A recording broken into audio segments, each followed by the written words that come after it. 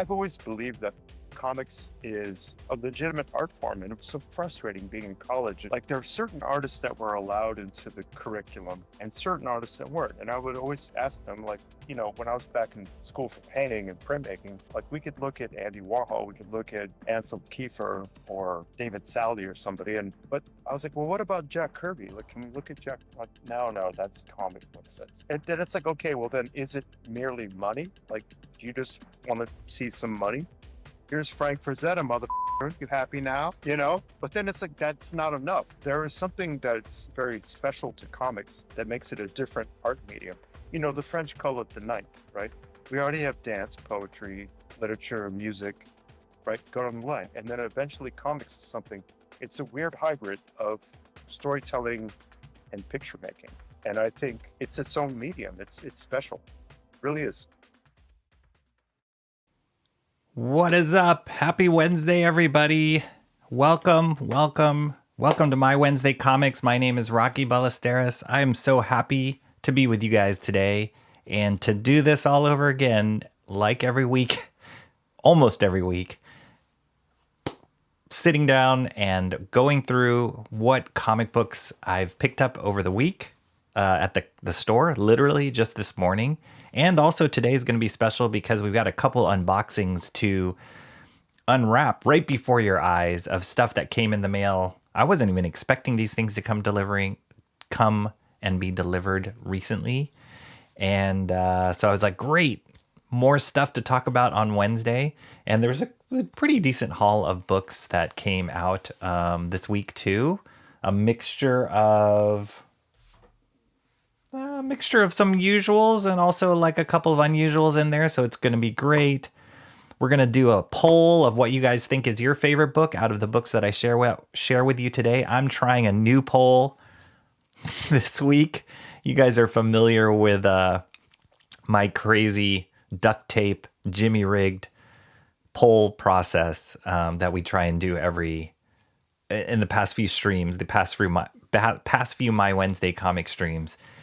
That has sort of worked, but it's like putting together like with like sticks and twigs and trying to make it work. I was never a Boy Scout, so that is not my forte of like being prepared and using well, that's not true. That's not true because I'm actually in the middle of like some Halloween stuff and I'm pretty good about like taking the like knickknacks that I have lying around in the garage and making them into something kind of cool. So that's not true, but never was a Boy Scout, never earned a patch on making polls that work for live streams.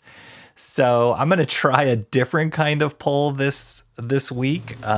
It's not the YouTube poll. I hate that poll because it limits the number of options you can get. And who only gets 4 books a week? Come on. Like, that's a rookie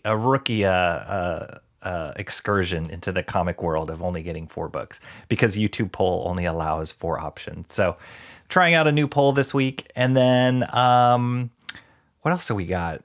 Also I just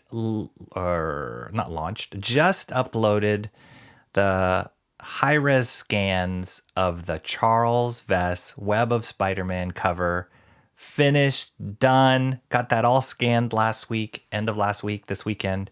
Got it all prepped and just posted it up for the Fourth Wall members of my channel. For those of you who don't know, Fourth Wall is a subscription-based kind of membership. It's another site similar to Patreon where you can support me on a monthly basis. And one of the perks you get is you will get access to high-res scans of all the master studies that I've done on my YouTube channel. I've done 9 so far. Didn't come up with a song to list them all out, but Mike Zeck, Michael Golden, Will Eisner, Barry Windsor Smith, Frank Miller, John Byrne, Charles Vess, Jim Steranko. One more. Oh, Mobius. Always forget that one. I really need to come up with a song. I'm going to use AI. That's what AI is going to be used for, to create a song that lists out those names for us. But yeah, we finished 9 master studies so far.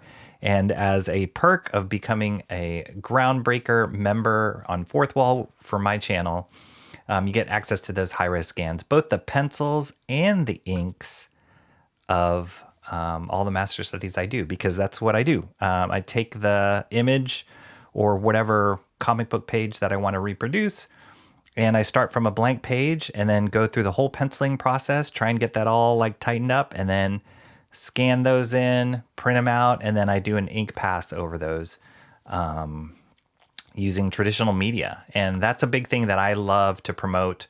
That's a big thing that I love looking at and also doing as myself as an artist, that traditional process, creating an original piece of art in there. So that's been super fun. We've done 9 so far. And the awesome thing about this last one, this Charles Vess study, was I also did a screen tone pass where I was using traditional screen tones or zipatones or halftones. I've heard them called by other people. And, cut them out and posted it on there and tried to add like a secondary effect on it. And it turned out really, really awesome. I'm really excited about that. And I actually can show you guys what that looks like here. For those of you who didn't join in the live streams before previously. So here is,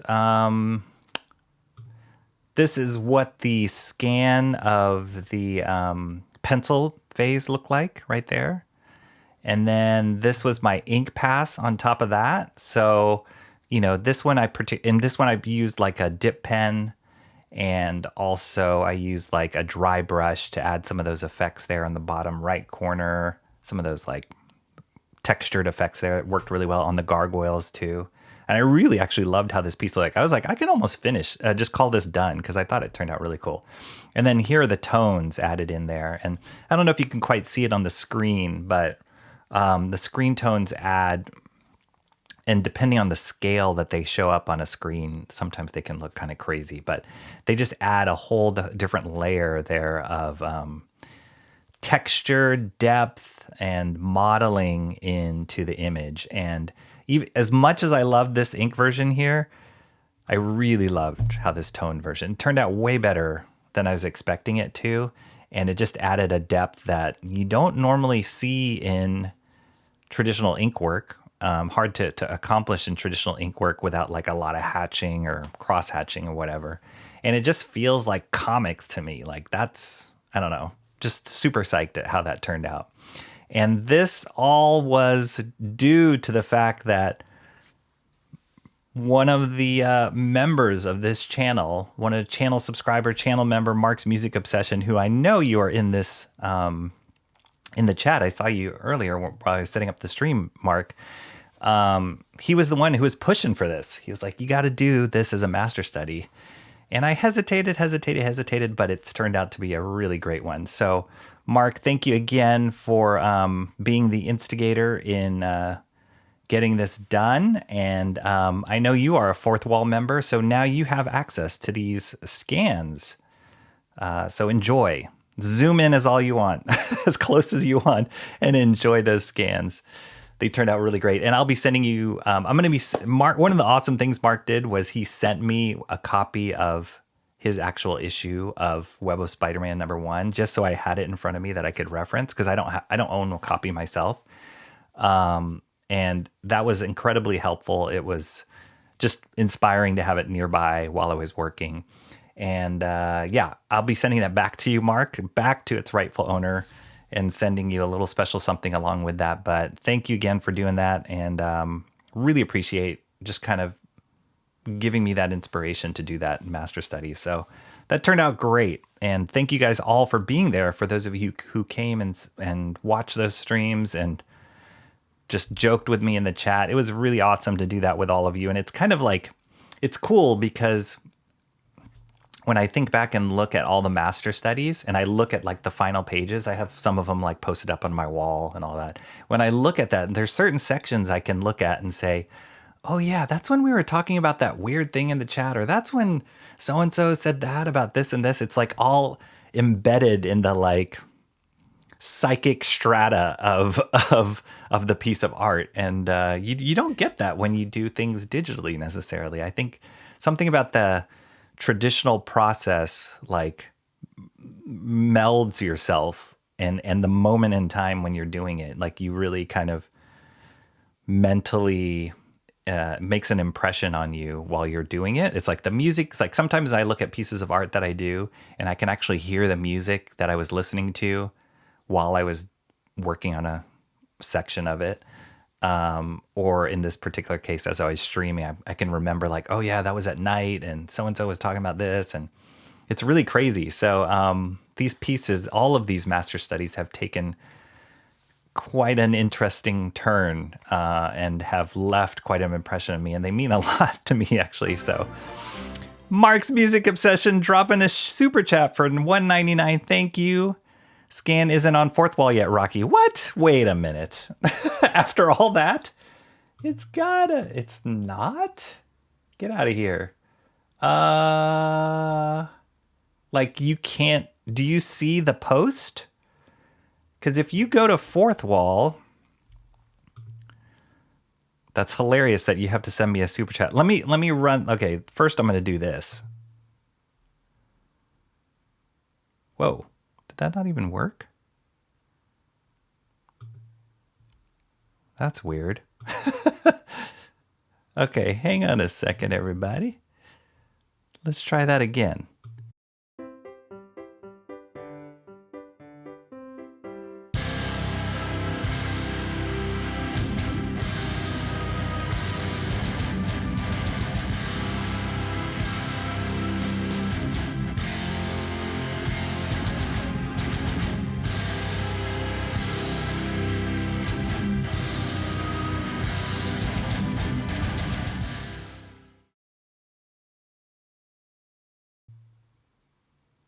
So that's weird. So there, do you see this, Mark? This is on fourth wall right now in front of me. Let me refresh. And then here is where you guys can see all the different thumbnails for the master studies that I have up. So when you click on this, I mean, I'm not logged in now. Do you not see it, Mark? Let me know. Because it's here, it's showing me, unless it takes a while for it to update on your side.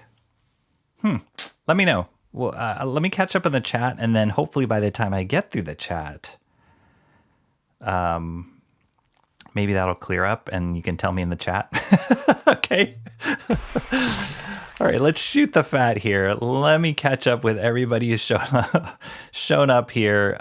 Mo Biggs in the chat. What's up, Mo Biggs? Better known as Mo, Big wasn't always the confident voice we hear today. Great to see you. Mo Biggs, oh, I told you to remind me to do this, but I remember here myself. I'm going to try and see, let's see, membership gifting. Here we go. I got 5 memberships left.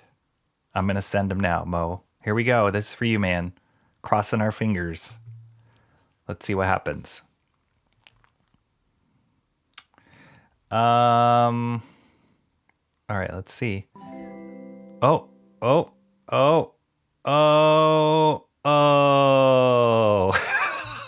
I don't think you got one, Mo Biggs. Although, I do see that possibly somebody else who showed up in the chat got one. Michael Bancroft. I think you got one. That's not a knife. That's a knife. And the irony of that is is unbelievable. Oh my gosh. I don't know what to say, man. I don't know what happened. But I'm sorry. I don't know. I really don't know what happened. Okay, let me catch up on this and let's see. All right, Mo Biggs. We said hello to Mo Biggs. Where are we at? Oh my gosh, I'm so off here. Here we go. Mr. Monkey Boy 1969. How do you say monkey in French? How are you doing, Mr. Monkey Boy 1969? Mr. Monkey Boy 1969 actually sent me something in the mail. I don't know if I should say anything about this, Mr. Monkey Boy 1969. I kind of want to save it for a stream, but I have not been able to pick it up yet. It arrived. I think it arrived according to your notification. It arrived in my PO box. So, but I have not been able to swing by and get it, or they haven't told me that they have it yet. So, but I will get it. But yeah, he sent me something in the mail, which is kind of crazy. I'll save this for another stream, but it's kind of crazy that you sent it to me because I was like, how in the heck did you get that? But we'll talk about that in another stream. It'll be great. And then Lindsay Rose, what's up, Lindsay Rose? Roses are red. Violets are blue. Always appreciate you being here, Lindsay Rose, and also posting on Discord. Oh, shoot. Posting on Discord. All right, fade out here. Posting on Discord the link to the stream when it comes out. It automatically posts, but I appreciate the extra post that you do when you do. Mr. Monkey Boy 1969. I love this. Philip Drouillet kills me. So damn good. He really is awesome. To be honest, I don't own anything by Drouillet. That's been on my list of books to get. I will take any recommendations. I know he has a ton, but I do follow him on social media and I love his work. I know he's like a contemporary of Mobius, and he's got some crazy, crazy ideas that he puts on the paper, and crazy landscapes and sci-fi fantasy kind of worlds that he builds. Incredible dude. Should probably look at his stuff one of these days on channel, but I don't own any of his books yet. But when I do, for sure we'll share it with you guys. But yeah, he's amazing, really amazing. And he also brought up, wait. Okay, we said hello to Michael Bancroft. My favorite is and will always be Schuiten. Francois Schuiton, I believe is his name. And also another kind of mainstay of comics, European comics. I believe he's Belgian, right? That I know of his name, but I'm not super familiar with his work. So if you have recommendations, or anybody has recommendations of what's a great book to start, or like a classic book by him or Drouillet, I would take the recommendation, because I'm always into discovering new artists, and especially these masters from France, from Europe, from Belgium, all those guys. Those are not so like mainstream that I grew up with, but for sure I appreciate what they do. And even as I've gotten older, I'm like, I love to like broaden the scope of artists that I explore. So would love any of your recommendations there. Mark's Music Obsession, of course. Great seeing you, Mark. Hopefully, I know I haven't caught up yet in the chat, but hopefully Fourth Wall has updated yet. Glad I didn't miss this. Been a crazy day. Oh man, I hope it isn't too crazy. And we're about to make it crazier. So, oh, that was me. I'm like, wow, that guy said the same thing that I just said to Mr. Monkey Boy Knight. That's me. Did Bancroft only pop into Jinx? Yes. Apparently that's what happened. And no, he wasn't gifted. Oh, this is so sad to read this post gifting. I'm really sad. He's best known for drawing the series Les Cités Obscures. Obscurus? I have the worst pronunciation. I'm going to write this down. Les Cités. Okay, I will check that out, or try and find that. Yes, Francois Schuiton. Schuiton? So far, I'm 50-50 on getting them. Mr. Monkey Boy 1969 says, I'll never get them. Good day, all good day. Rocky, what's up, Jeffrey Beats? 10% bogan, 50% bogan, 100% bogan. How are you doing? A whole heck of a lot of Age of Revelation stuff came out this week, Jeffrey Beats, and I didn't pick up one of those books, but I know you're following it. So Let us know if you picked up any of those. I flipped through them, and I was like, Again, kind of my whole thing with Age of Revelation and what they're doing in particular with X-Men books. I think it's a little misguided, or what's the word I'm looking for?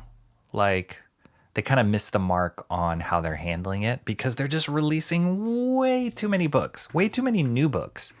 And it's honestly super confusing. So part of me is like, oh, what? DC's kind of doing that a little bit too with their DC KO series now that just launched last week or 2 weeks ago. No, I think it was last week. They're kind of doing these like, oh, this is and I saw a few of them today. This is a tie-in book to DC KO, and I'm like, oh, it is? And I like flipped through it. I'm like, wait, what? So I think when you have these huge kind of crossover events, and you want to, obviously they want to try and sell as many books as possible. The risk you run is confusing the audience, and that's the last thing you really want to do, is confuse them, and so that they can't track where the story is going, what books they should be reading in what order. And I have yet to see a crossover event really do it well. I get the idea that it should take place across multiple books. That's kind of the cool part of it. But to do it well, where it's like clear what comes first, how, I kind of feel like Ghost Machine's doing it pretty well, because they're leading up to several points of crossing over in their different books. And they keep reiterating this timeline at the end of each one of their books. Here's the timeline, here's the timeline, here's the timeline. And I think part of it also has to do with the release schedule. They're like kind of feeding you which ones you're supposed to read in order, as opposed to dropping like a dozen books in 1 week and saying, these are all part of the crossover event, figure it out. That's kind of how I feel with Age of Revelation. So I was like, I'm just going to wait until somebody gives me the trade paperback that prints them out in order, and then I'll read it then. So enough suspense. Is today a super show or not? Yes, I think it is. Let's see that finished work. Okay, I am very behind. I'm getting Book of Revelation tomorrow when I go into the comic store. Okay, all right, there you go. There's the answer. Sounds like a loaded show. If there's not so much manga this week, I think the super designation is a virtual lock. There might be a little bit of manga, a little bit, Mo Biggs. We'll get that out of the way first. That'll be, if I think I know what this first package is. I got two unboxings. I think I know what this first package is, and I think it is manga, but we'll see. New things confuse and anger me, Michael Bancroft says. Yeah, and yet you got a gift membership, so there you go. Do you get it from M World Store? Great as always, Jeffrey. I did pick up some Tim Tams as well. Crazy good. Nice. Not only do we share comics with each other, we share foods. International. It's amazing. We are the melting pot of food comics in this channel. Maybe I'll mention manga to make up for it, Mo. Lindsay Rose says. The target her. I'm trying to keep it to a minimum, Mo Biggs, so that we'll keep that. I know that tips the super show designation a little bit in the negative side, so we'll keep it controlled. Who only gets 4 books a week? Rocky, I don't even buy 1 book a week, let alone 4 of them. Comrade Sammy, maybe that's part of the problem. How are you doing, Comrade Sammy? I say I average 4 books a week. 4 to 5. Yeah. I mean, when I pick up only like 1 or 2, I feel like, what a lame week. So tying that into the poll, and just to make it worth it for you guys to sit here and watch me yappa about comics, I like to have more than 4 options that you vote on. So that is why I don't like the YouTube poll. I have no idea what the mechanics are, what the engineering is, that they can only do 4 options for a poll. Who knows? So I had to go and use some external site to supplement today's poll. Unfortunately, Comrade Sammy can't stick around. What is going on? Why is Wednesday becoming too busy for you, Comrade Sammy? That is not good. That's trending downward, according to my books. I don't see the upload for the web one on Rocky. Okay, just keep checking, Mark, because I don't even think I'm caught up. So this might be old news. Lindsay is really abusing her wrench with these timeout-worthy offenses. Don't have too much fun without me. Comrade Sammy says, see you later, Comrade Sammy. Like a true ninja, she's gone. It's not there as of 2:43 my time. Dang, 2:43. Okay, so I'm 20 minutes behind. Hopefully it's there now. Zaid Comics, what's up, Phil? How are you doing? Good seeing you again. Everybody's saying hello to Phil. Yes, Comrade Sammy can come back. Yeah, she can come back, right, John? He goes, what's your name? He goes, John. John has played that card before. Dip in, go, get a walk in, get a run in, come back, still talking, still yapping, get some dinner, still here. It all works. It all works. It's great, though. So yeah, come back, Comrade Sammy, if you can. Good seeing you, John. Hello, John. John. Hey, John. Yo, Mo, Mark. Yo, Mo, and Mo, Yo, Mark. Nice. Not to be confused with Yo, Yo, Ma. Mo, Yo, Mark. Lots of tone works hours. Yes, a lot of hours that went into those tones. They really did turn out well. Thank you, Lindsay Rose. 30, maybe 60. Mark's Music Obsession dropping those channel member emojis. A fun thing on this channel, if you do subscribe to this channel on YouTube, 2 ways to subscribe. Fourth wall, YouTube. YouTube has channel member badges, which Mark's Music Obsession, let's see here. I think we checked this out last time, but Mark's Music Obsession, yes, he has the like 1 month plus badge, which was the Michael Golden badge right there. Really fun.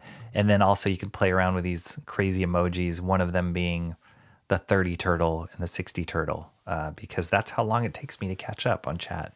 Rocky did something right once, and it's only fair to praise his work. Well done, Rocky. It looks fantastic. Thank you, Mo Biggs. I appreciate it. Cranberry Landers, channel member. Yo, not here. All right, Cranberry. This is a cranberry full of power. What is the next master study, Rocky? John, that is a great question. So this is going to be master study 10. This has got to be a big one. I think it does. And I also feel like, yeah, I don't know if that means like things will change after 10 or 10 will be a big one, but it's kind of celebratory, right? Hitting 10. And you think about it, each one of these master studies has, I want to say 4 to 6-ish streams each. And then each one of those streams are 3, sometimes 4 hours long. That's a lot of hours per master study. So yeah, it's amazing that we've done 9 so far. When I started at the very first one, I didn't know what it would turn into, and I didn't know how many I would be able to get done. So it's pretty crazy that we're here. But yeah, I think that I have an idea, or I have a couple ideas of what should be number 10, but I do feel like it should be significant because it's 10. Not it. Yes, having the physical art is just different. Agreed. Seems that weeb indoctrination may be causing Lindsay mental discord. Now.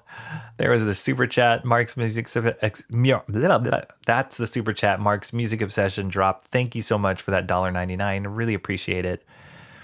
Justice for Mark. Rocky is yapping too long. Here's a super chat. That's my new strategy. I'm going to talk so long that you guys are going to have to drop super chats to make me catch up.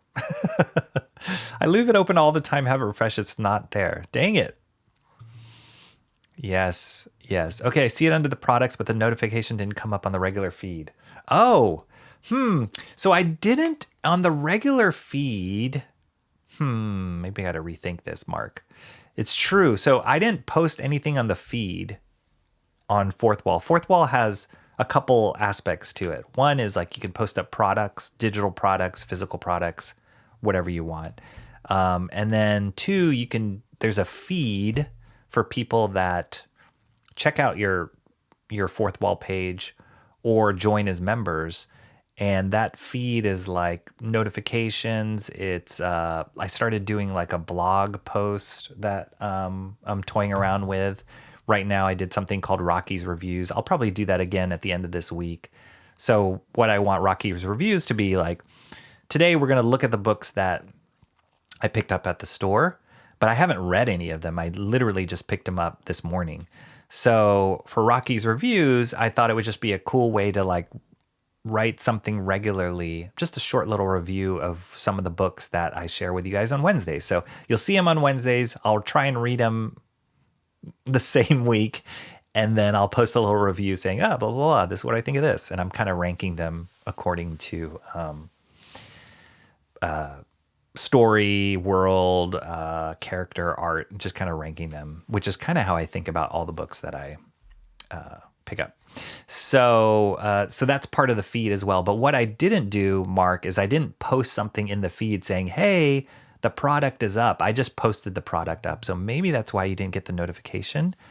But that's a good point. If you don't get a notification, then how would you know if the product? So maybe I do need to post something in the feed next time I do that. So apologies for that. But hopefully, all that being said, you can download those scans now. I was going to have you blame John, Mo, but I really have nothing. Here we go. These are all the gift memberships.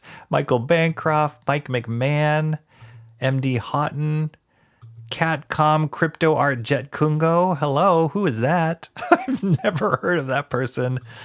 Mo Big says, let's get those gift memberships going so I have a visual representation to warn you when you fall into a yap trap. Awesome One received a gift membership. We do know Awesome One. Okay, now I'm caught up to this. The humanity.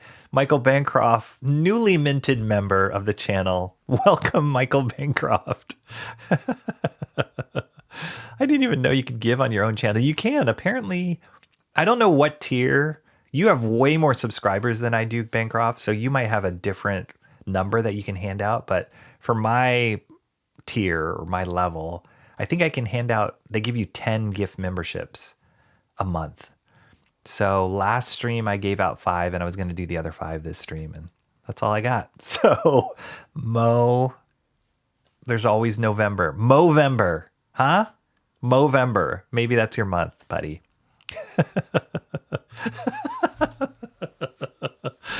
Oh man, I am so sorry.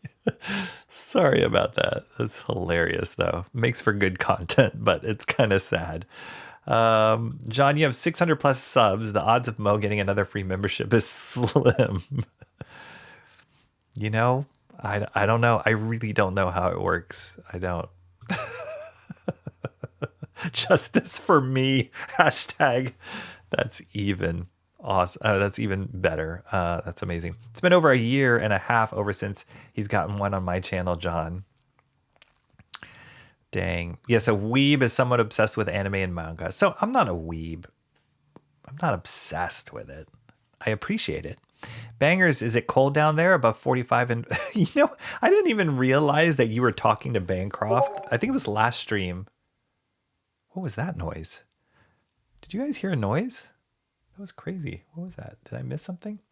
I thought I heard something really weird in my ears, but maybe that was just me.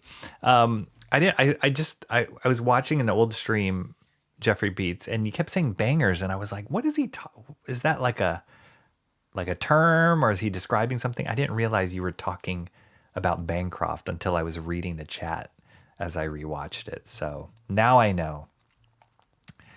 Rocky per advice, my counsel, never mind. That's right. The Mo blog continues. Timmy Mello's in the house. How are you doing, Timmy Mello? Guardians are headed to October. Timmy Mello, I don't know if you're still watching any sports, or maybe you are now because basketball has kicked in. But I've been watching the postseason, baseball postseason, and I posted this on Discord. This is something I shared, but it really it encapsulated why I love certain sports and just kind of the sports world and what has gotten me to fall in love with sports in more recent years. And it was just this home run ball that was hit, but all the drama that led up to it. For those of you who even care, this one batter, his name is George Springer, is incredible. He's got an incredible record in the postseason. And in the previous game, this was game 7. So the two teams, the Toronto Blue Jays and the Seattle Mariners, were playing. They both won 3 each. 1 game left. This is a deciding game for whoever's going to go into the World Series. And the previous game, George Springer got hit in the kneecap while he's batting, and so everyone's like, "Oh!" And he's got some history, so the fans don't really like him. So they were kind of booing him, even though he got hit. They were booing him and all that. And then in this game 7, his team, the Blue Jays, were behind by 2, I think. 2 people were on base, and he got up there, and the dude smoked a home run, and that ended up winning them that final game 7. And it took place in Toronto, so people were just going crazy. And I've watched that video maybe like 40 times, different angles. People throw soundtracks on it. It's really amazing, but it's just kind of how sports works, and in particular how baseball works. It's these like stories you follow, and it just makes for great storytelling, which is why I love it. Hope you're well, Timmy Mello. Sorry, that was a total aside. Jeffrey Beats, it's generally the best time of the year down here, between 20 to 25 most days. Wow, that sounds cold, but maybe that's normal in Celsius. Bancroft is really feeling himself now, spewing his commie numbers. This chat is technically American soil. Freedom units. Oh my gosh. Banger's a heat wave coming. Enjoy your lattes. I may move down for the summer. Nice. Brunson's in the house. What's up, Brunson? Good to see you. Good to see you live. I met Brunson on Edwin Papa's channel. Edwin was somebody that I met through... He's shown up in our chat before a few times. He's a comic artist too. Brunson is a comic artist too. Brunson has a YouTube channel, I believe. Yeah, Brunson has a YouTube channel. And he's working on his own book called, Brunson, remind me, I think it's Ghost Man. Crowdfunding his own book. Go check it out. Brunson's awesome. He joined our Discord, as did Edwin Papa, and they've been posting some cool stuff on there. I really appreciate you guys joining in on that. So great seeing you, Brunson. I almost posted a vid about a Medici Duchess. Do it, Lindsay Rose. Love it all. Everybody's saying hello to Brunson. See that? We love seeing new people in here. Masters of the Web #1 downloaded. Awesome. I'm glad that worked out for you, Mark. Rocky's French accent is on par with Bancroft's. I don't think so.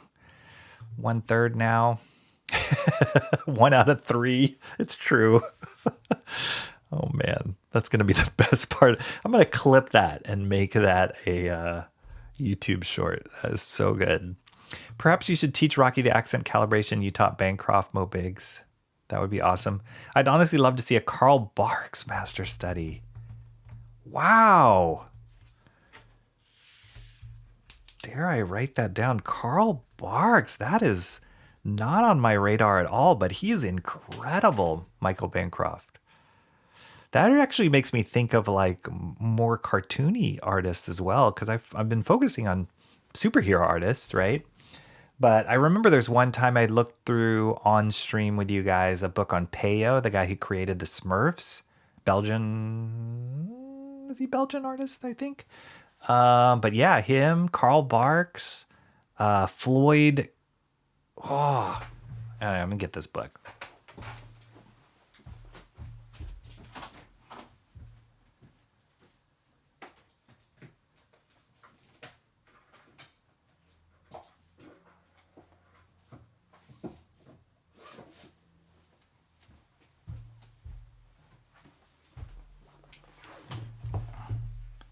Do you guys know this artist? He's one of the greatest, or in my opinion, one of the...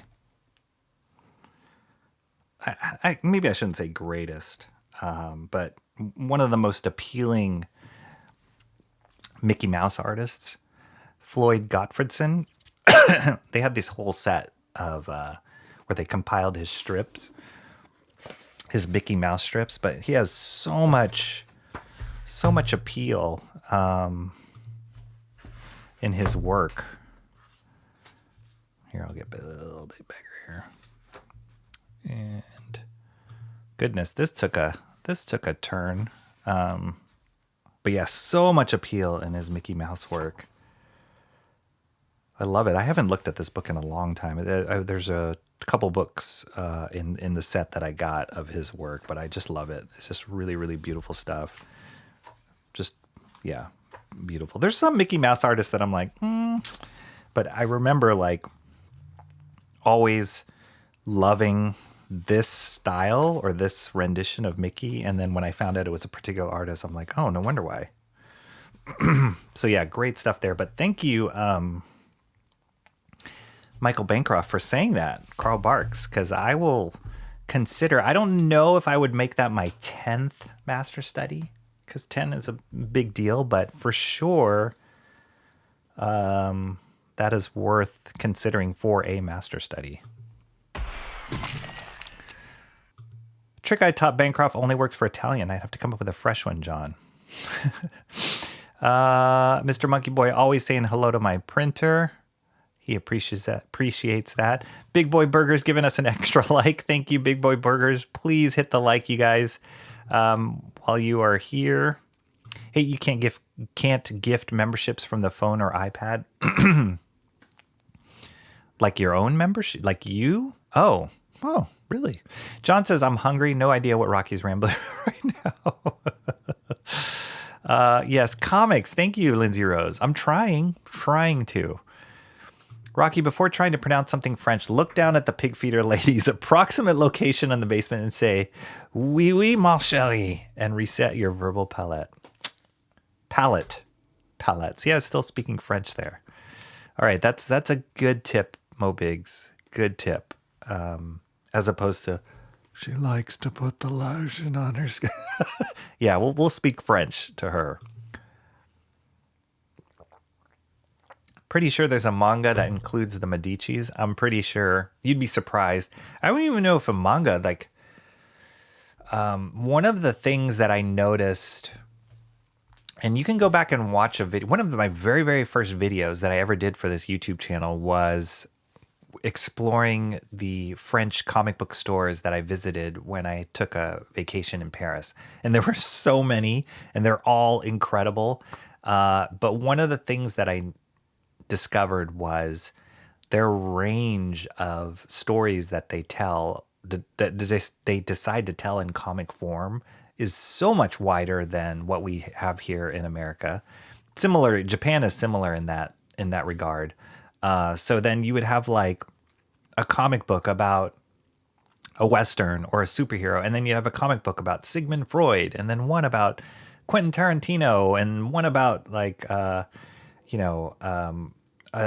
basketball player. Like, it was like kind of random biographies and fiction and all sorts of stuff. So I really appreciated that when just going to other cultures and seeing how they use the comic book form. And like, I think it's because this is part of the reason why I love other countries, other cultures, and comics from them, because it seems like they regard comics at a higher level than they do here in America. America is like, oh yeah, it's those superhero comics. That's what kids read, or like nerds read.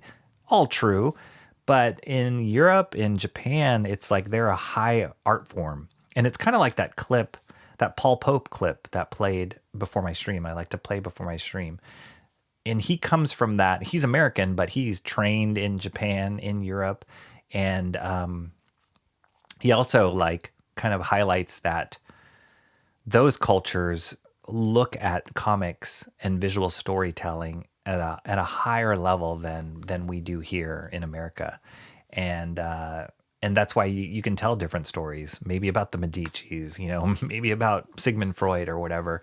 And it's like a, you know, like a highly regarded piece of literature or piece of entertainment, versus here where it's like, well, we're just going to talk about fictional stuff that has no impact on reality. It's just kind of fantasy, and okay, have fun with it, kids. Like, it's a shame. It's a shame that American comics are kind of limited that way. I feel like they're trying to broaden out more now, but still pretty niche here in America.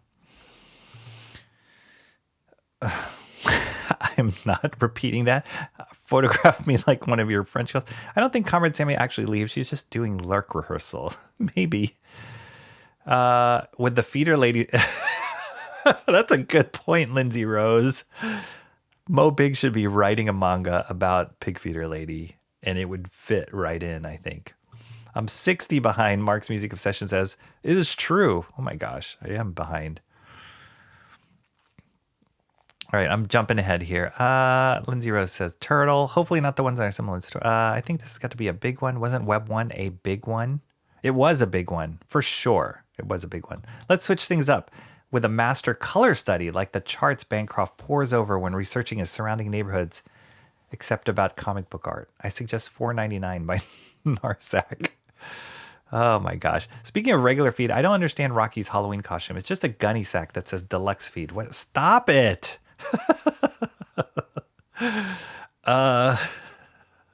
Without a notice on the feed, I wouldn't know of any new products because it has no, there he goes. Okay, so Mark, I will do that from now on. Here on out, I will post on the feed on Fourth Wall so that it gives you a notification. There we go. That's instant customer feedback right now. If you're a new member, you need to get the tattoo.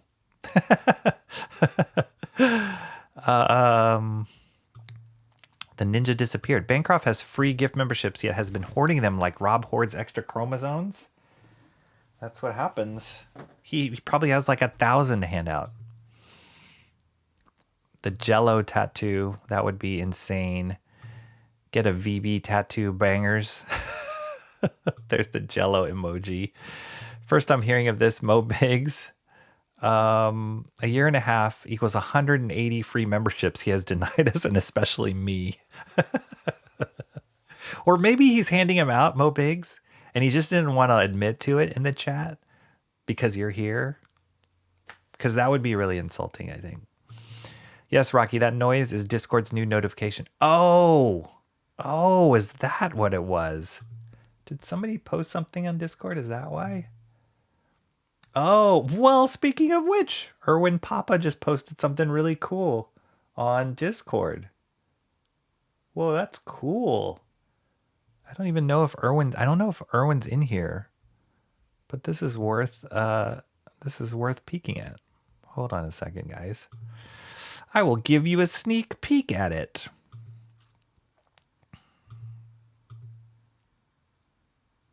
Okay, here we go. Did I publish that? Yeah. Look at that cool image. This is Erwin Papa just posted this on Discord. That is awesome.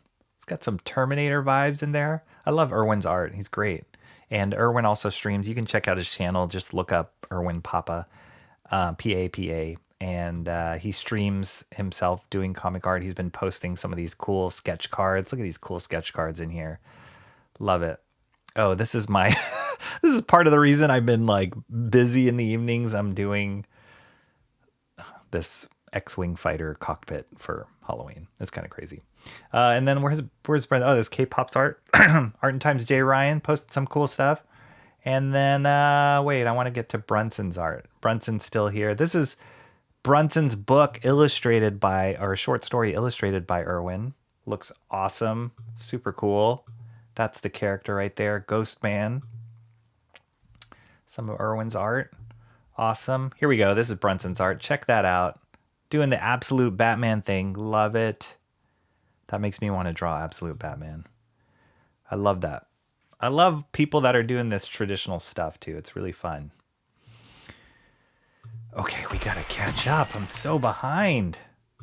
I feel like I haven't streamed in a while, but that's not true because I have. I think it's because I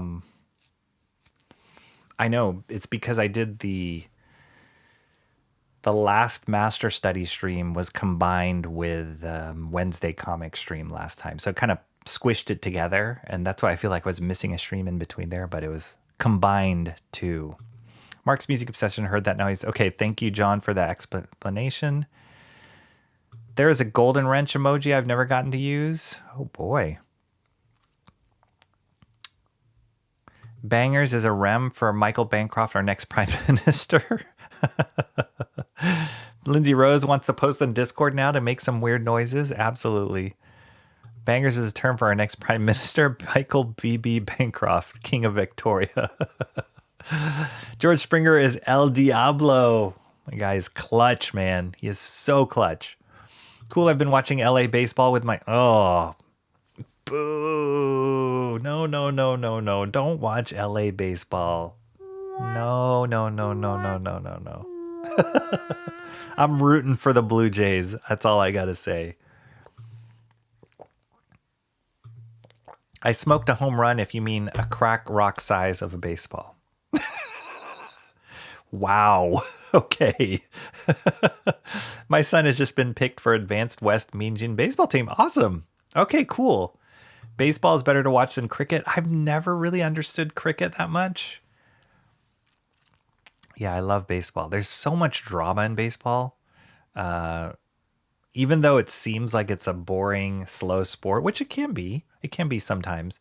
But there is a lot of drama in baseball, which just makes it amazing. There's like drama, there's strategy, but there's also like, this is baseball. Like you never know what's going to happen. Just like that moment with Springer. Got really cold fast. Yeah, we've got a cold front coming in as well. Ghost Man, there you go. Brunson says. It's looking great, Brunson. If he gets in the Australian side, he gets a trip to Fiji and Japan. That's awesome. Wow. Your son must be good then. Your Rocky Dars? Odds Rocky will have any clue what this reference. My Rocky Dar. My radar. To avoid market confusion, I'm canceling my upcoming IP, Carl Barks Kami K9. Amazing. Your collection must be impressive, Rocky. Some people would call it impressive. I have had friends come and go, wow, I could just see her. Some people will call it crazy. My wife, I don't think she thinks it's impressive. She thinks it's kind of a waste of money. And she doesn't know where we're going to house and store all this stuff. I'm sure many of you guys understand what I'm talking about. So yeah, it's kind of crazy. Why does Rocky take long catching up with the chat? Well, each chat gets 1 to 1,000 minutes of response. That's how much I'm into what you guys are talking about. Next semester study, Adam Kubert, X-Men 25. Do I own that one? Oh my gosh. Adam Kubert. The French have a larger story range market. It must be all the free time they have there. Australian comics are hit or miss. Bangers on Lucent is a hit. Others are sad. Oh. Do you have a list, Jeffrey Beats? Maybe you can share in the chat or somewhere a list of Australian comic artists. I don't even, I mean, other than Bancroft, I don't know. Like, I know there's a lot of Irish artists coming out right now in the American market. I've seen Canadian artists. I mean, one of the greatest Canadian comic book artists of all time, Mike Mignola, Todd McFarlane. And, you know, Japanese artists, European artists. There's a lot of South American artists as well. But Australian artists, I don't think I know of any. Just, again, outside of Bancroft, I don't know of many Australian artists. So curious.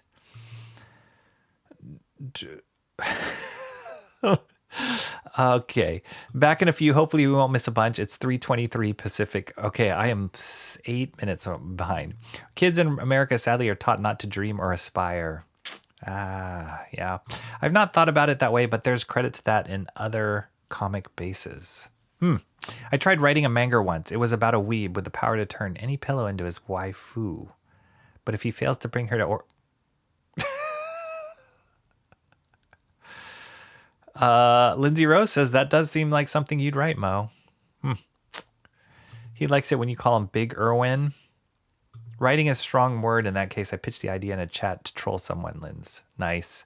Is there another way to spell Papa? Why'd Rocky spell it out? I don't know. Everybody loves it. Irwin, there's Papa and Papa. There you go. Thank you, Mo Biggs. Absolutely. Paw. That's right. Rocky, stop hating on the world. Ugh.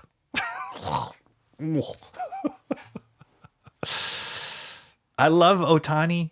That guy's amazing. His game where he pitched, he had how many strikeouts? Like 9 strikeouts and 3 home runs. Crazy. A guy's like a once in a lifetime talent, and he seems like a very, very respectful, nice dude. All the other Dodgers, I couldn't care less. Rooting for baseball, is it any more exciting than baseball itself? It is. It's awesome. If all the paint in your area is dry, maybe your last resort.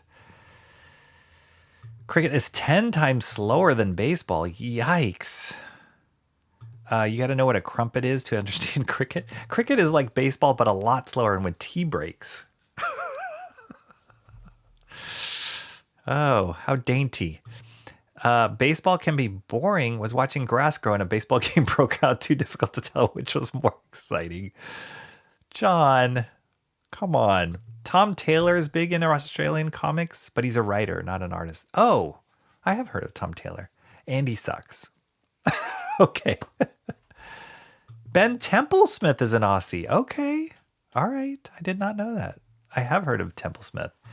Bangers, where do you find the Australian comic book artist list? Okay, cool. That would be awesome. Yes, put it in Discord. I would love it. I would love it. Yes, Otani is amazing. He's incredible. Ashley Wood is... No, he's not. Is he? Is Ashley Wood Australian? No kidding. Okay, he's awesome. He's amazing, actually. I know outside of comics too, like his toy designs. I have one of his toys that he designed. I actually toyed around with swapping these guys out and putting it there. I might do that. All right. Templesmith, he's the one who is scared of mussels. I don't think so. If I'm not mistaken, I think Ben Templesmith didn't he do kind of like indie, not like a typical superhero comic artist, but like more indie, I want to say horror kind of stuff. Am I wrong about that? I think so. Let me know in the chat. See, I caught up and I'm an hour behind. Holy cow. What the heck? Sorry, everyone. That was way too long. Way too long. Okay, let's get into this unboxing. Hold on, I gotta just make sure I gotta close this one door, and then we'll get to this first unboxing.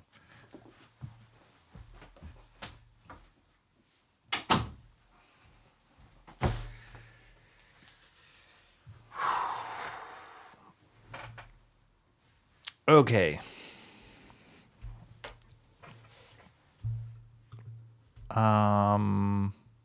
New Warriors, was it?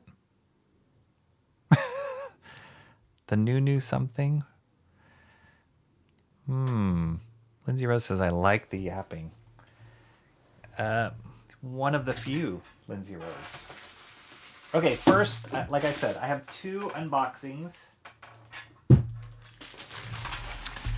Here's the first one.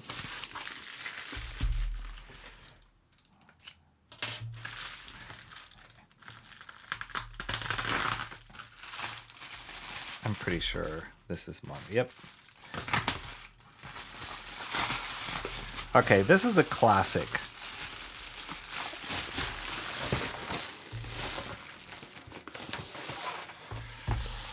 Boom. Now, most of you guys must know this book. And I've had other versions of this. I've had different issues but this was the Deluxe edition, which is a hardbound edition. I actually borrowed it from the library not too long ago, and I said, oh, I really like how this collection was put together with the hardcover, and just the size of it was nice. So this is Ghost in the Shell, The Ghost in the Shell. I guess I always say just Ghost in the Shell. Ghost in the Shell, by master manga artist Shiro Masamune. This is just one of those seminal manga works ever. It's right up there with Akira and Nausicaa. Wow, this I did buy this from a used store. The binding's a little busted right there. That kind of stinks. But I just love his work. And I was thinking about this in particular because when I borrowed this edition from the library, I was thinking of the screen tones right before I got into the Charles Vess Master Study. So I wanted to see how he used screen tones. The original Ghost in the Shell came out. When did this come out? Gotta say like the 80s? Early 80s?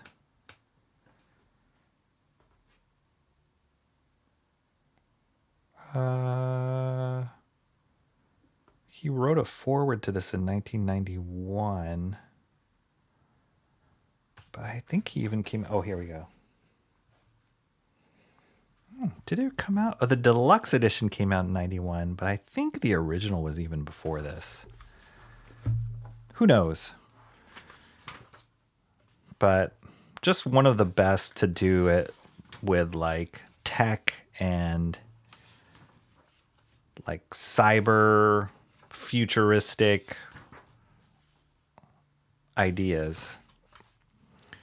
The anime is amazing. It doesn't look like the manga at all. Actually, the anime looks a lot more. I mean, there's some similarities to it, but he created this awesome spider tank. I love this design.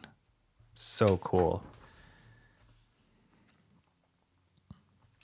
But yeah, the actual movie Ghost in the Shell, which I love that movie. If you guys are fans of like The Matrix, they like referenced a lot from Ghost in the Shell, the anime, into the live action movie. Like the letters, the in The Matrix that came from Ghost in the Shell, totally referenced from that. But it looks a lot different than the comic does. The comic has slightly more cartoony designs in it, but I love that. And like these kind of crazy cartoony expressions, a lot simpler than the way that anime turned into, but it's still awesome.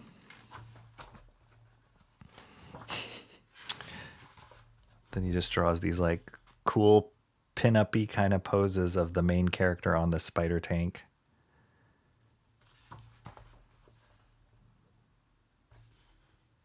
Yeah, it's great. Great artwork. And again, part of the reason why this piece of work came into my mind and why I was looking for it at the library at first was how he used screen tones. Not so complicated in the way he used screen tones, but still really effective.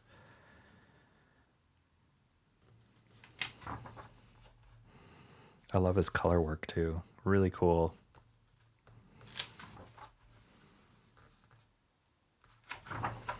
So yeah, it's cool. I got to reread this. I haven't read this in a long time. But just the imagery and some of the concepts that he created in this book are just burned in my brain. And a lot of people have referenced this in movies. They did a live action movie of this. I don't know if any of you guys saw it. Scarlett Johansson played the main character. They tried, but I don't know.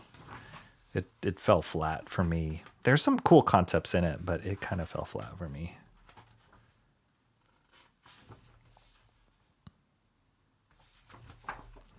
Yeah, Shiro does great action stuff, great tech, great female characters.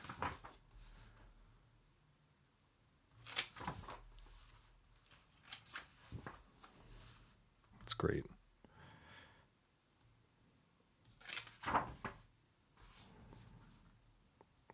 I love how they do this too in manga books. They'll just do a few, like maybe like a handful of pages in this full color painted, just to like put in your brain, this is what it looks like. This is the world looks like in color. And then the rest of it's in black and white because it probably cost too much money and took too much time to do that. But you have those color images in your brain as reference. So you kind of, at least for me, I kind of subconsciously color it according to those images I just saw. Cool stuff.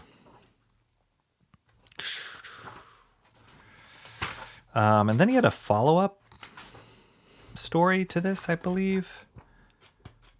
I don't think it's included in here.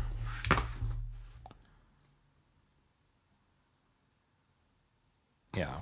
It really defined like cyberpunk.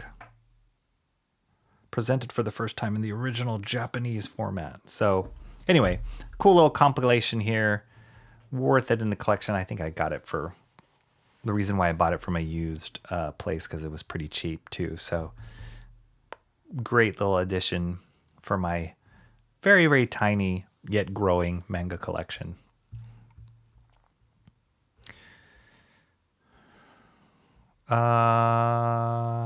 Jeffrey Beats says, I need to read that Ghost in the Shell. Yes, definitely, Jeffrey Beats. There's some of it that gets like really kind of abstract.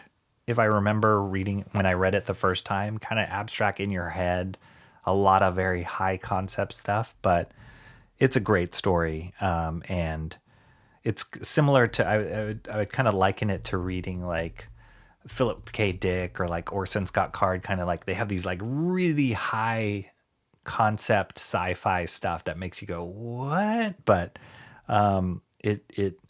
it influences and has influenced a lot of what, we know and love in sci-fi. So definitely worth a read.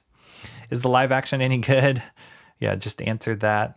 Live action is probably at least as good as the anime. It will get slagged by fans because they forgot to include the subliminal brainwashing. I don't know. I really like the anime more than the live action. Okay, it is in English, still reads from back to front. Yes, that's part of the...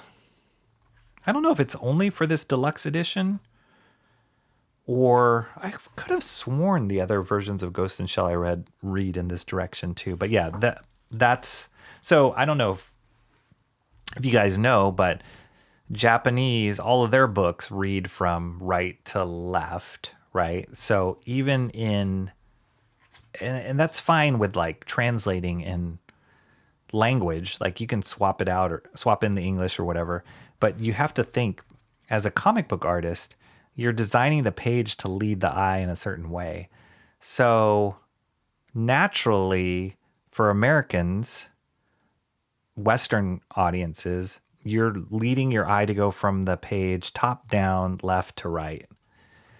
But the Japanese are going the opposite. They're going top down, but right to left.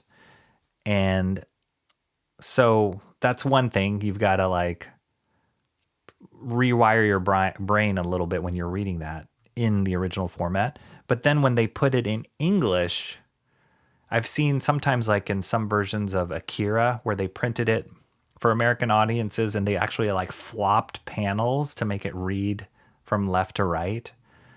And then some people have gone back and say, oh, that's not how the original was meant to be. So then they switch it back to the original, but you're reading from right to left, which is, it's all crazy. So yeah, it's a little bit of a like, I know I have to like, oh yeah, wait, I'm reading from right to left. I'm going from this direction to this direction. Not just the dialogue, but also the visual storytelling. You have to remember what was the original intention of the artist. So it can get a little confusing, but I would prefer that over like having my brain work a little bit more over them taking artwork and flopping it, mirroring it just to make it readable for me. Because then that does feel like, oh, that's kind of weird. Kind of alters what the original vision was.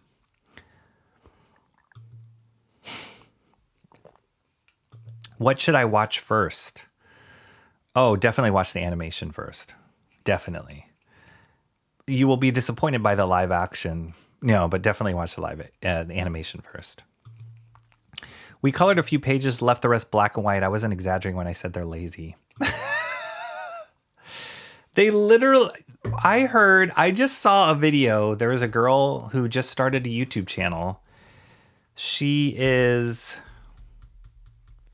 I don't think she's American. I think she might be like half some country in Europe and half Japanese. And she's like, this is my life as starting as a mangaka artist. And this is how I got my break into it. But she said one of the reason why they hire out people to help them draw, it's not because they're lazy, but it's because their quota is like, I think it was like something crazy, like 13 pages in a week. Was it 13 pages in a week or 20 pages in a week? It was something insanely fast. And so then they hire people, they'll like draw the main characters. They'll hire people to just fill in the secondary stuff, fill in backgrounds, fill in sound effects, do the tone screen. They hire people that just do screen tones. Kind of crazy. But it's because their pace is so fast. And yes, they are not paid that well. So it's really insane. The producers are lazy. And they wonder why mental health is an issue in Japan. Crazy, yeah. I love abstract, sold, nice.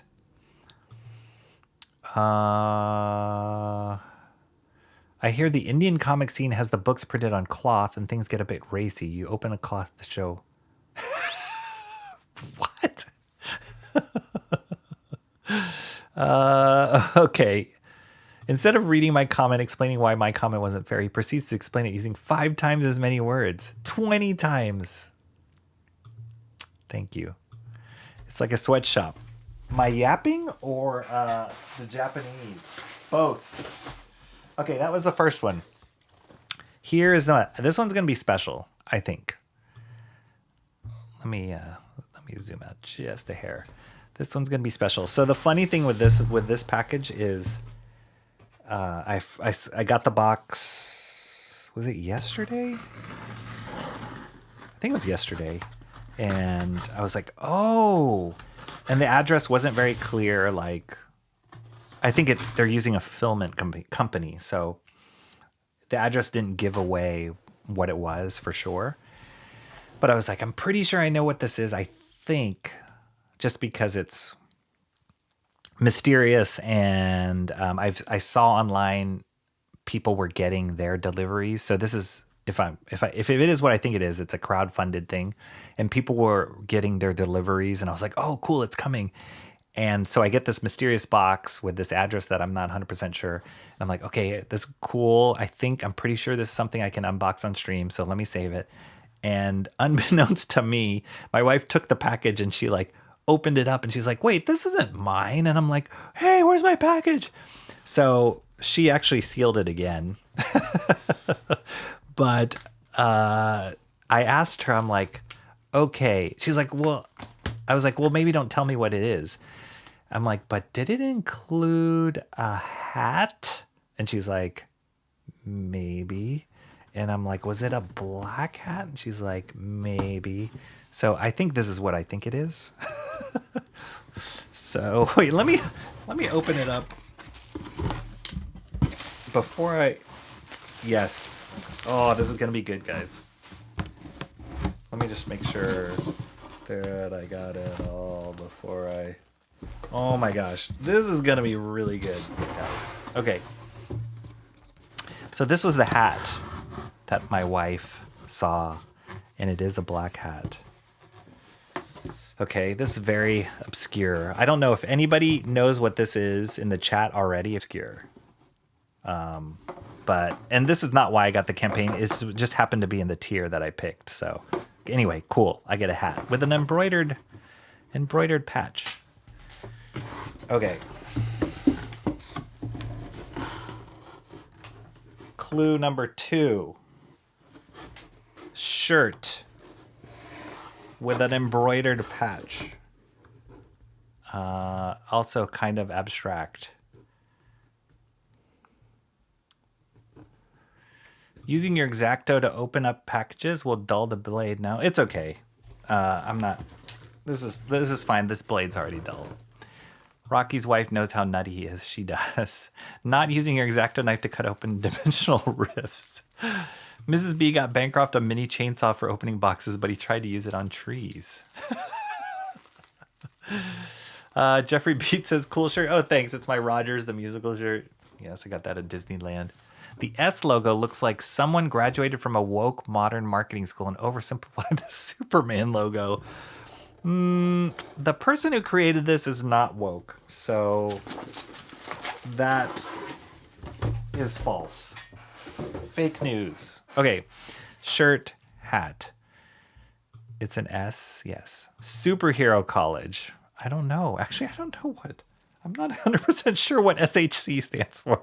It's for a cement company circa 1992. That's very specific. Southampton Cement. Is the audio cutting out for anybody else? Please tell me it's not. Okay. Oh, I'm going to save the best for last.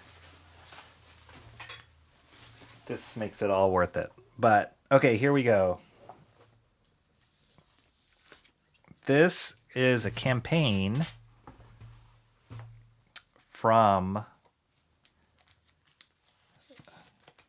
Mr. Mark Miller himself and John freaking Romita Jr.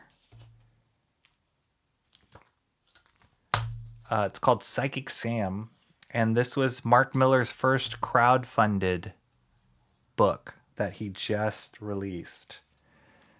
And it came out fast. My goodness, did it come out fast.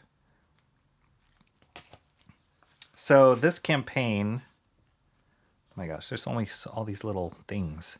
Stickers, trading cards. I'll zoom in closer to this. This is a little signature Mark Miller, John Romita Jr., Psychic Sam. I think this is a poster. By Dave Dorman, legendary painted cover artist Dave Dorman. SHC, what does that sound? Side Hustle Comics. That's what SHC stands for, which I think is the imprint that Mark Miller came up with. Side Hustle Comics. Okay, and well, yeah, we'll look at this one. This is this little cool guy at the end. All right, let's look at the book itself first. I don't even know where.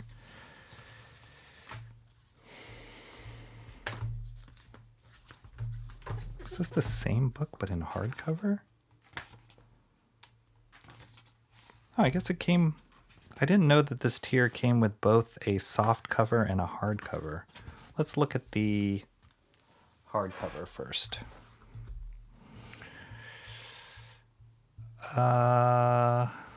Something tells me this is going to be as exciting as a bit. John. Okay. The sound stopped cutting out. Okay, thanks. Mark's Music Obsession. Jeffrey Beats gives us a wow. Does SHC stand for Sam Has Crystals? No. Rocky's reaction more so, though. I hear this is a good read. I'm just not the biggest fan of John Romita Jr.'s art. What? Michael Bancroft? How can you say you love comics and not like John Romita Jr.'s art? It's at that point where you can immediately recognize John Romita Jr.'s work based on facial structures. Absolutely. He's got a style. John Romita Jr., I grew up on his... okay, let me zoom in here. I grew up on his work for X-Men, Uncanny X-Men, and that was when arguably was kind of at the beginning of his Marvel career. And he was already really good. His dad, I mean, can you imagine growing up in the shadow of your dad being John Romita Sr., who is one of the greatest legends of all time in comic book Marvel comics? So I just admire John Romita Jr. a lot. He's just has gone through an amazing evolution as an artist. but his early stuff was already really, really good in my opinion. He drew, oh gosh, like so much of the X-Men of like, I'd say in the 80s, late 80s, late to early 90s maybe, but definitely late 80s. And yeah, just incredible.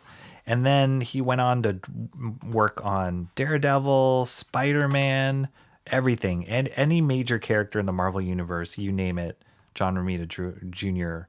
drew it.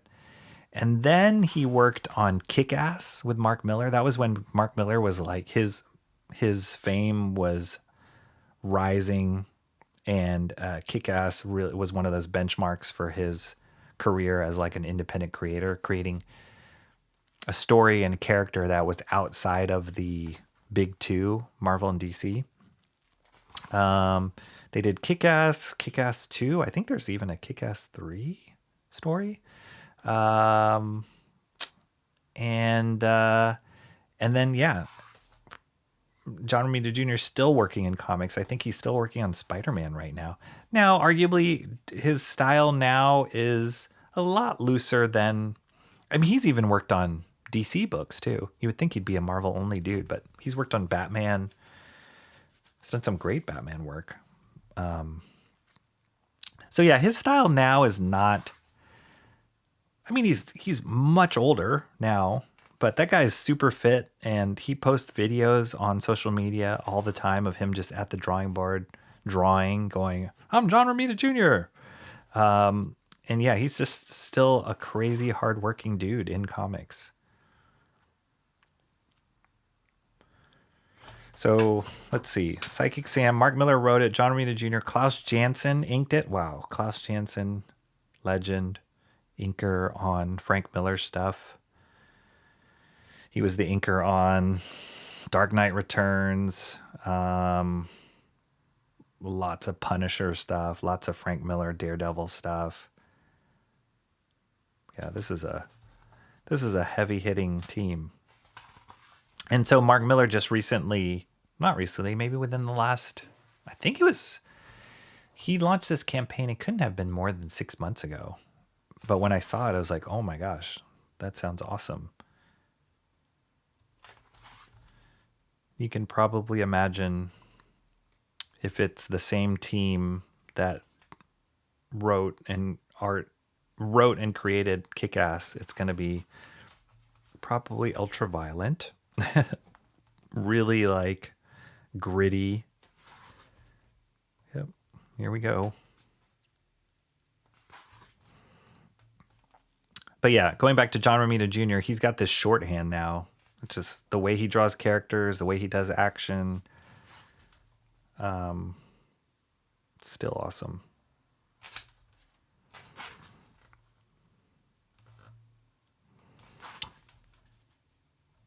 And the story of Psychic Sam. Oh man, what was the... I remember there was like a summary. Oh, that's not the soft cover. That's the artist edition. Okay, cool. Let me just flip through this really fast. This is just the comic in itself. And they're going to do more. Like, this is just volume 1.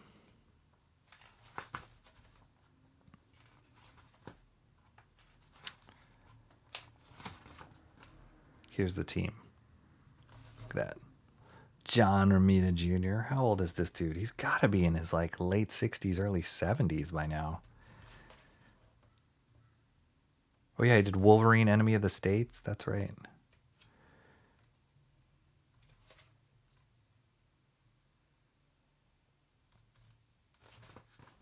Some character sketches. Pretty cool. Never before seen pencils. Still works traditionally, this guy. Amazing. I gotta go look at the Kickstarter page. Here it is. He sees murders the day before they happen.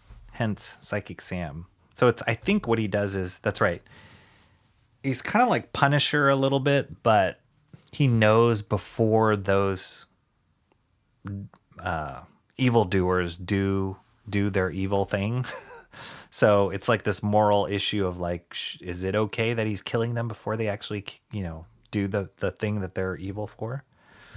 So wait, before we look at this magazine, this is the, oh no. Okay, this is a softcover version. Got it. Softcover, hardcover version. This is the artist edition, which you all know how much I love that. They printed out the whole thing in black and white, which is great to see, like Klaus Jansson's inks unadulterated by any color. Look at it. I'm gonna guess that these screen tones here were done digitally or added in digitally.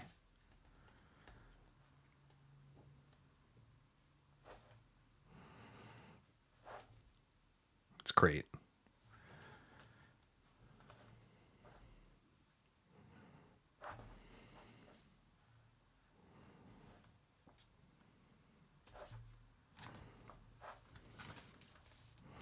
That's cool. They have some of these pencils here. Yeah, some artists, I mean, as they get older, they'll switch to digital. It's just easier. But John Romita Jr. is one of those that still continues to do it traditionally. Okay, so there's this campaign for volume 2. It says starts November. Wow, that's amazing. Okay, so there's these 3 versions. Then they did this. This is one thing that I was like, okay, that's kind of cool. This is like a magazine size.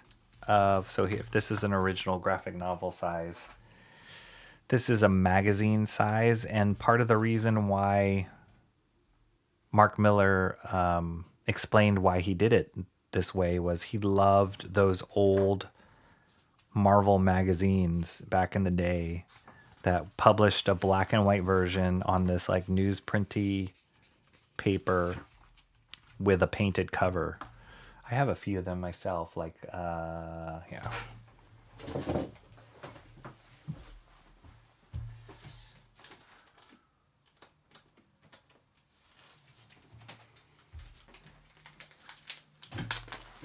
I wonder if it's the same size. Yep. So this is the NAM, that series that Michael Golden and that I did the master study on was the NAM. And so they published regular comics with color, which I also have, but then they also printed out these magazine versions, which were bigger, and then they printed them in black and white. So this is the same thing that they did these for like Punisher books, I know, and they did it even for a bunch of Marvel stuff. I don't know why they chose this format. There had to be a reason of why they did this format. But anyway, it's cool like that. So I think he just wanted to like do his own version of that with this book. So that's really cool. It's fun. It's like slightly larger, black and white, and the type of paper that he picked too. Oh, even the way he did these biographies feels like one of the old magazines. That's cool.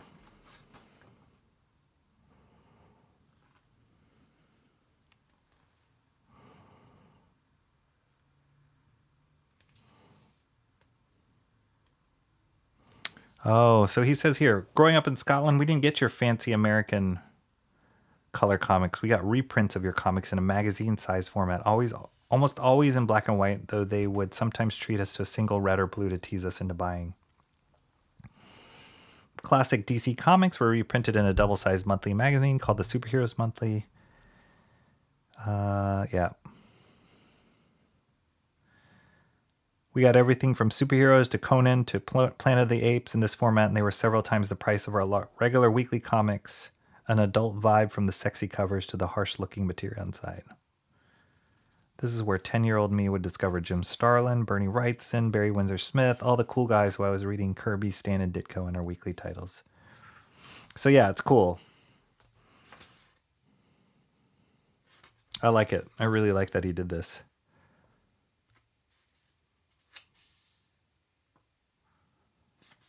And he's Mark Miller. He can kind of do whatever he wants these days. The guy's worth so much money. He's like, yeah, I want my own magazine edition. So this is cool. I'm pretty sure they'll probably release Psychic Sam in bookstores eventually. He does have a publishing deal with Dark Horse, I believe. So I wouldn't be surprised if this comes out like Dark Horse does their own version and releases it in stores. But I think this is more of like a campaign exclusive, which is a big deal for me, at least, is why I wanted to support the campaign, was to get this version. So awesome. That's great.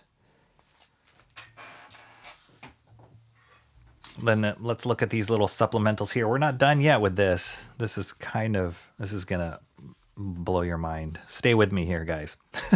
So this is like a sticker page, kind of cool. Not that I would ever use them. You guys saw this, the signature print or whatever. That's a really Romita Jr. signature there. We saw the poster. Here are these cool trading cards. Love it. Sledgehammered.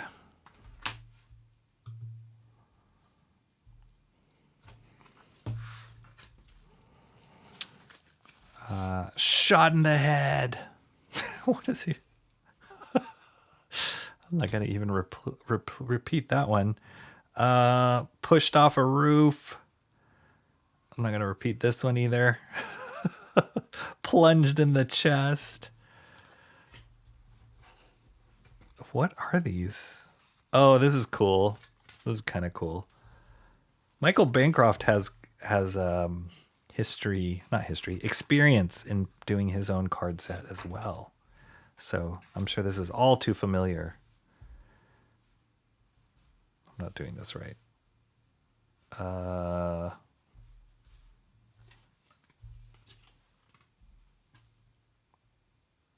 Is this the whole thing? Maybe you don't get the whole set. Yeah, it doesn't look like you get the whole set. There must be more that you can get. Oh, sneaky. That doesn't connect. Sneaky, sneaky. It must be this cover. Duh.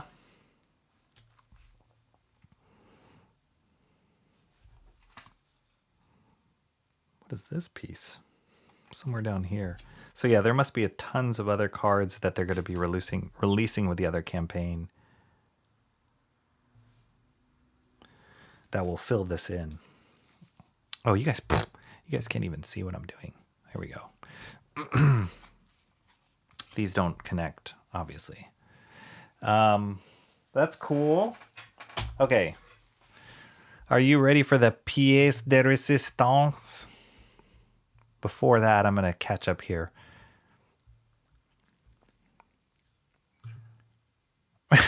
Stop it, Mo Biggs.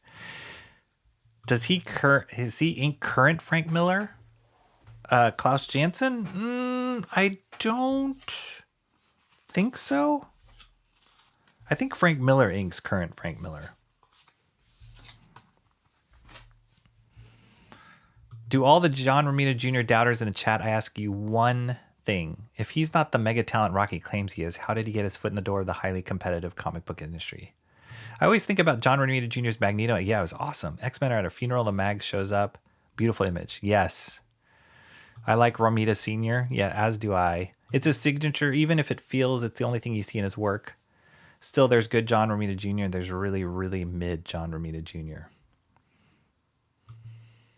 He has working eyes.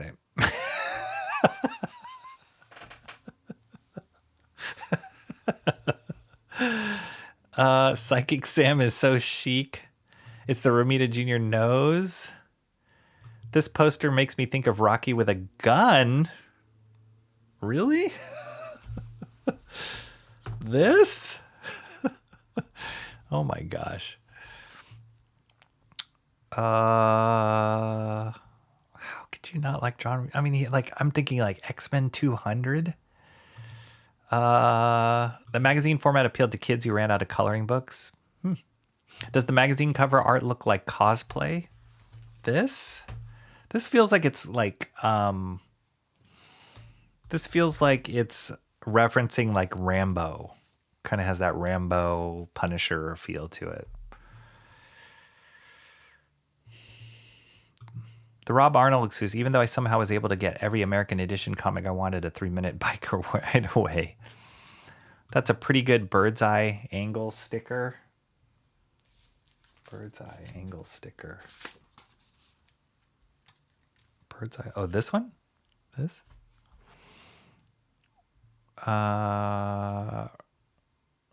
Rob had to hike out of the milk bar to pick up a 30-year-old dog-eared copy of The Phantom with a change left over from his pint of milk on the rocks. Are we not allowed to see them? Wait, what? So they're trying to poach Puzzlegate Bancroft? I'll never forget how proud Rob was that time he finally finished a puzzle. It said 2 years and up, but it only took me a week. Rocky from the movie. Yes. Yeah, I feel like this is referencing like Stallone. Totally. Okay. This is it. This is the pièce de résistance. Man, I'm Frenching it up today. I kind of splurged. Come on, guys. What are the chances that I could ever get a John Romita Jr. sketch? Ever. So I kind of splurged a little bit with this tier. But that is rad. This is super rad. Classic John Romita Jr. nose right there. The thing I love about John Romita Jr.'s work is, even now, I mean, as he's older, but he's kind of boiled his stuff down to his style. And whether you like it or not, he's got an economy of line to what makes a John Romita Jr. drawing a John Romita Jr. drawing. And this kind of epitomizes it here, right here. So I don't know. I'm a little bit blown away by this. It's like classic. If you didn't even include the signature, you'd be like, oh yeah, that's John Romita Jr. So it's kind of cool to have a head sketch by Mr. Romita Jr. himself right here in front of me. I can even see a little bit of erasing lines here on his hair. Come on now. That's pretty cool, right?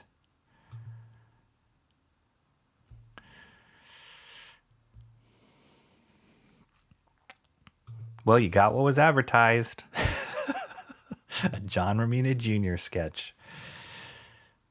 Thanks, I couldn't remember. Okay, yes. That nose and those eyebrows. That's right. That's classic Romita Jr. I don't know if I have some individual issues. Do I have...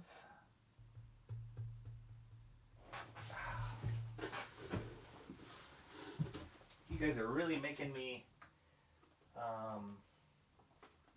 get to my...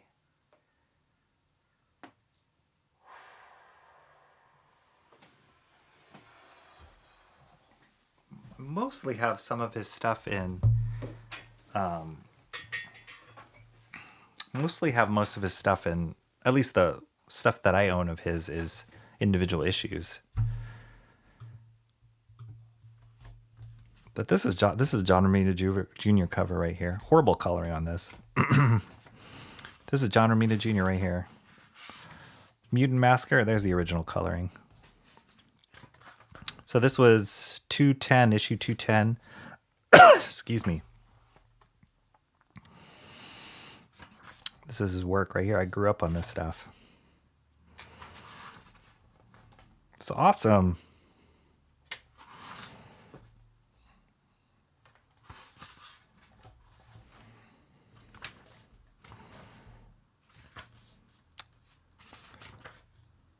This is... oh, that was so good.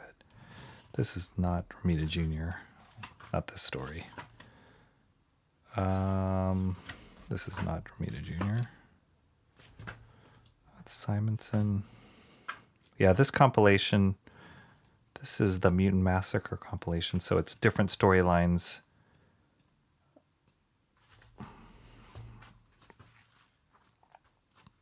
Was that the only issue in this one that Romita Jr. drew? Yeah, this is Rick Leonardi. This is Barry Windsor Smith. Huh. I guess that first issue is it. Here's some John Romita Jr. sketches of the original villains in Mutant Massacre.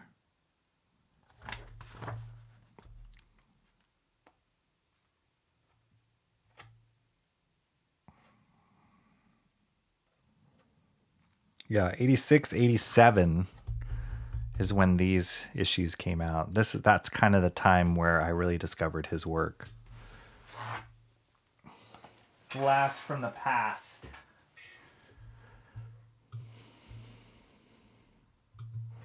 Thanks, Lindsay Rose. He's got that laissez-faire attitude towards facial structure that could have made him a man. John Bernthal is John Romita. That is so true. He's like a John Romita Jr. character that stepped off the page. It's because his nose has just been like bashed into his face. That art is worth every penny of the 50 cents that comic originally. You are such a pooper. Okay, I will enjoy that sketch on my own. I love it. It's amazing. Okay, wait, so we had that.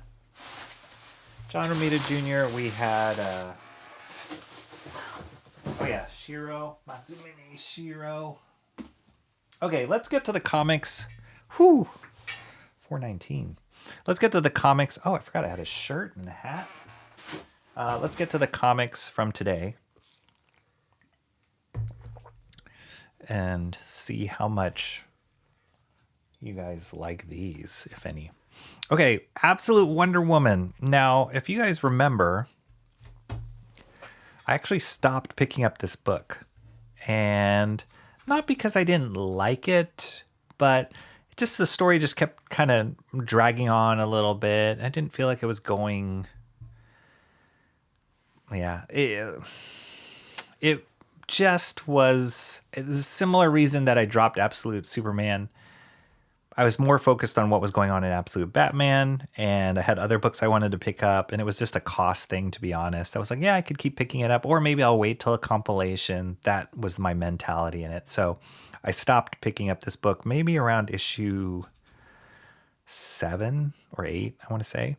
And it's kept going on. It's still really popular, but my interest was piqued when I heard they were getting a guest artist for issue 13 and 14, I believe. I think for 2 issues. And I like the artist, the regular artist on Absolute Wonder Woman. His name is Hayden Sherman. I believe he did this cover. Looks like his stuff. But the interior artist, the guest artist, is Matthias Bergara. And he did a book called Coda and also Step by Bloody Step, I think. But he's got a very, very cool, sketchy kind of style, which I dig, and I think would be really awesome on a Wonder Woman book. So that's why I picked up this one. And this is, Matthias Bergara. And Step by Bloody Step, I think, was an entirely silent story that he told. It's a graphic novel, so not an easy feat to tell that story without any dialogue.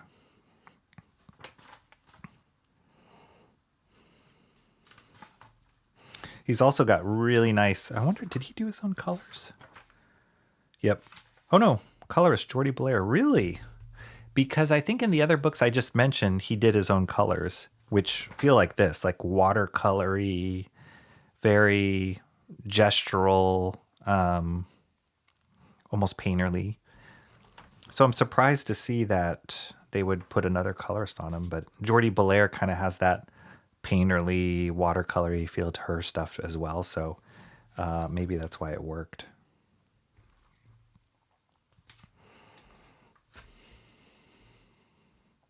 Absolute Superman has been picking up, especially with Ra's al Ghul. Oh, he's back. Nice. I left on that one right as they were revealing Brainiac. That's when I stopped picking that book up. So yeah, he's got a cool, very, very like light touch to his inks. Very gestural, illustrative. It's not tight at all, loose for sure.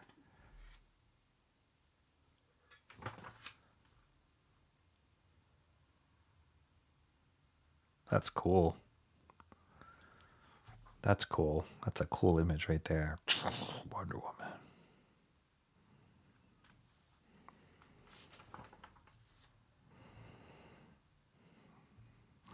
One of the books I mentioned at the top of the stream that I was doing these short little reviews, like a blog review or whatever of some of the books I read.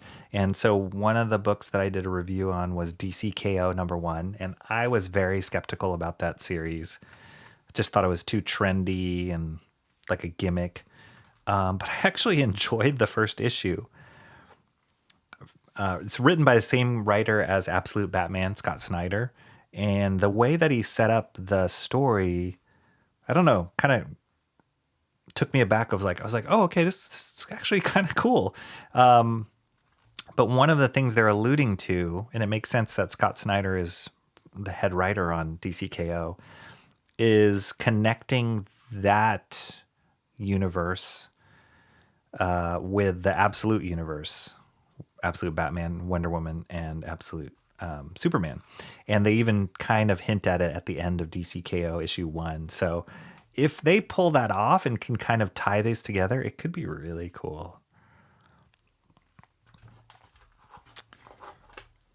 But all of those 3 books, Wonder Woman, Batman, and Superman, have been a huge hit for DC. All gone into multiple reprints. I love this guy. This guy's a great artist on here. So it was a great pairing for Absolute Wonder Woman.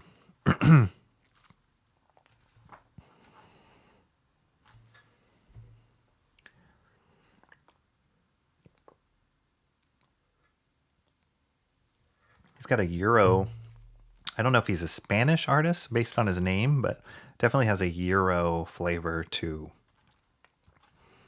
the ink line and the faces. Hayden Sherman's good. He's got a lot tighter, more precise line. I love this gestural, loose feel to it.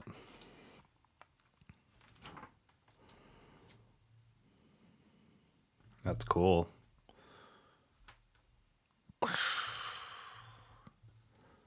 That's great. I like the artwork a lot.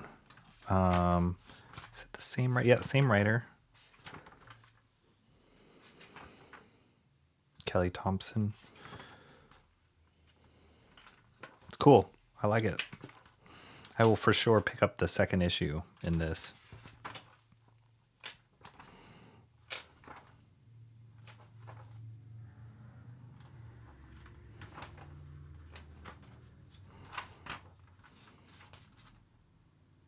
This DCKO. All right. That's it. The first book, Absolute Wonder Woman, issue 13, drawn by Matthias Bergara. Painterly watercolor. How are watercolors usually applied with quills?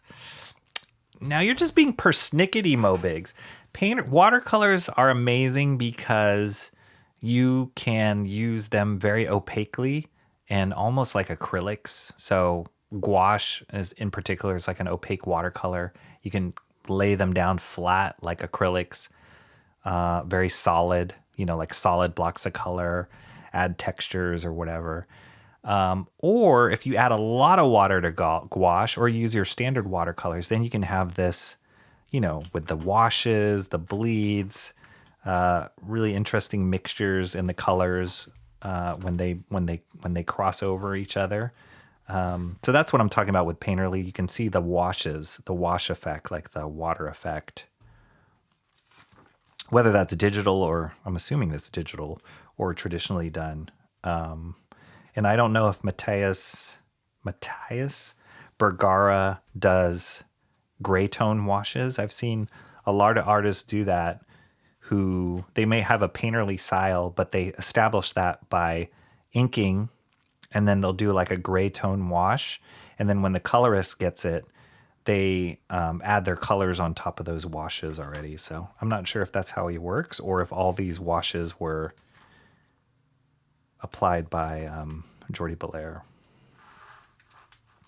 But that's what I mean by watercolory look to it. Cranberry Landers is back. What's up, Cranberry? Do you paint, Mo? Mm-hmm. I think this is a big reveal of another big DC character, if I remember correctly. Huh. There's a rumor that Homelander and Sub-Zero is being added to DCKO. Oh, okay. Homelander and Sub-Zero. Nice. Wait, Sub-Zero. I thought I saw an advertisement of like some non-DC characters being added into it too. Or am I getting confused with something else? I'm not sure. I thought it was Sub-Zero. Like we're talking about Mortal Kombat Sub-Zero, right? Cool panels. Mo paints pictures in people's minds. I like that.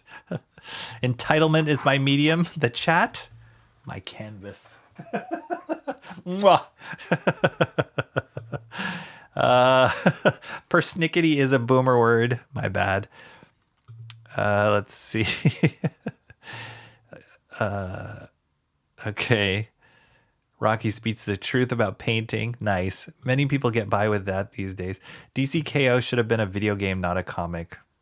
That's what I thought. But I have to say I did. Maybe it's because my bar was pretty low going into reading it. I'm like, all right, what's this going to be? And they didn't spend too much time trying to make sense of why they're doing this tournament. They just give you the reason and they throw you into the middle of it. And the main driver of the story, at least for this first issue, is you're kind of in Superman's head and he is struggling with the fact that I've got to win this tournament, not just to be the winner, but for the sake of the universe, right? Whoever wins, hopefully I'm not spoiling this too much for everybody, but the winner, it's important for whoever to win to stop Darkseid as the main, he's the main villain, right? The main antagonist. And it's really important for the person to win this tournament so that they can protect the universe, the world from Darkseid. But the way that a tournament works is there can only be one winner. So you want to put in all your best players in that, but Superman comes to the realization like, oh, it's not like I'm just beating up a bunch of bad guys. I've got to compete against my friends too. And so Scott Snyder really kind of puts us in that headspace of like, how would Superman justify this? And, he's such a like good old boy, like by the book kind of guy, like do the right thing kind of guy. But if you want to save the planet, you kind of got to kick your friend's ass, like that's kind of where it is a little bit. So it's interesting. And I appreciated that because I feel like if they tried to make the reason for the tournament and to give us like, to make us believe it's this grand thing,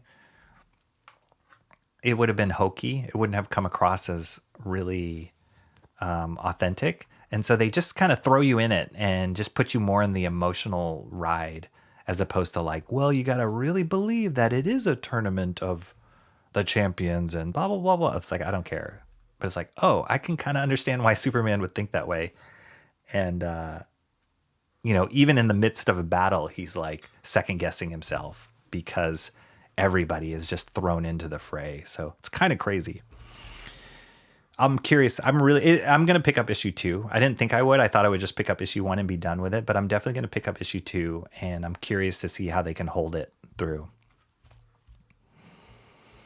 Lindsay Rose says, I like the word persnickety. Nice. Mortal Kombat. Yes. Yeah. Mortal Kombat. Yeah. Okay. So yeah, I don't know how they're going to tie that in to at least the way that I've read in issue 1. It's all just the standard DC characters that you would think. And that makes sense. But throwing in Mortal Kombat or, oh yeah, I think like the character from that like murder bear, something's killing the trees or something like that. That bear is in it too. I don't know how they're going to throw that in. It checks out that your standards were low going in. You had just gotten that.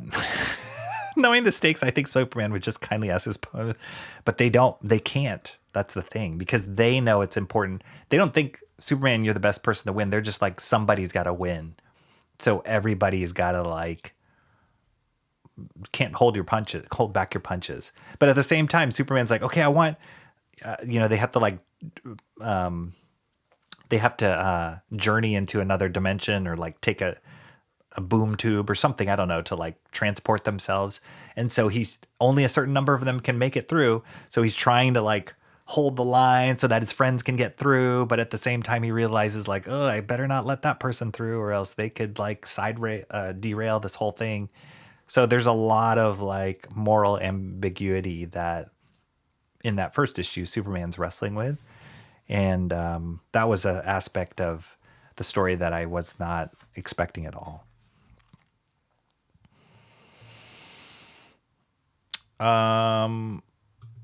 That's 81. Bancroft Rob is going to love it. Oh my gosh.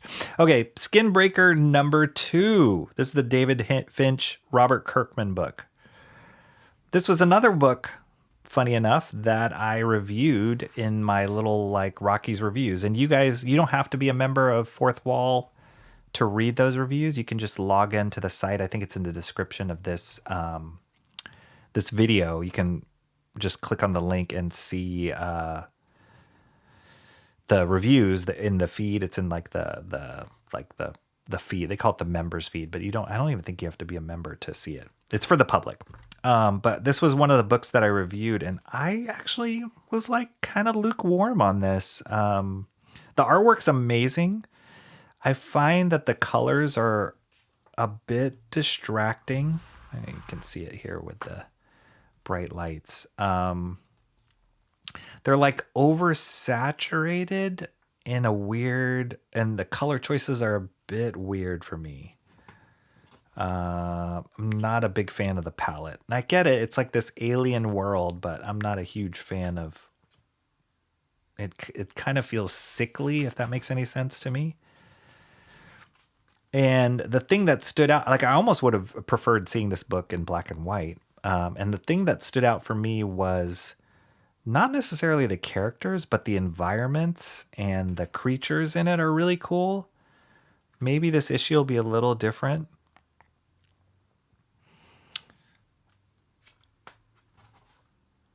But your main characters that you're supposed to be following and kind of rooting for, I guess, they look like the orcs from Lord of the Rings. So it's like, it's like, you're not like, oh, I really like that guy or he's really appealing. It's just kind of like, ew. This is great. That's a great spread. So like, not to knock on the art at all. I think David Finch is incredible. He's an incredible, incredible artist. But something about the characters didn't connect with me, at least.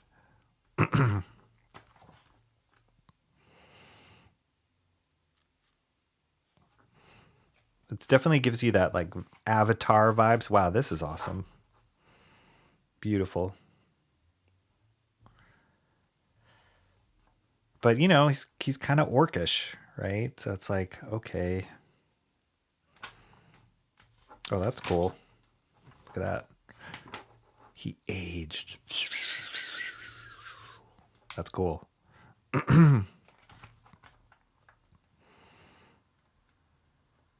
got it. So they were telling this backstory.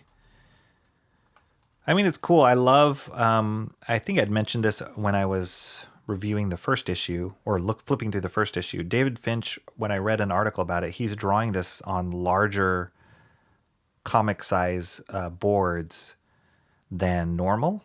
And so that allows him to get a lot more detail jammed in there into each image. And you can feel it. You can for sure feel it when you look through every one of these panels. It just feels super dense.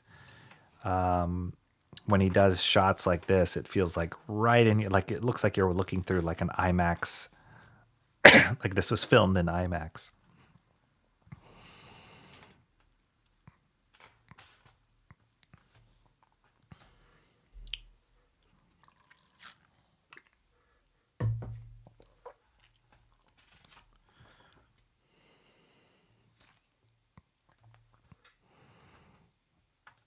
Yeah, it's got this like Avatar vibe.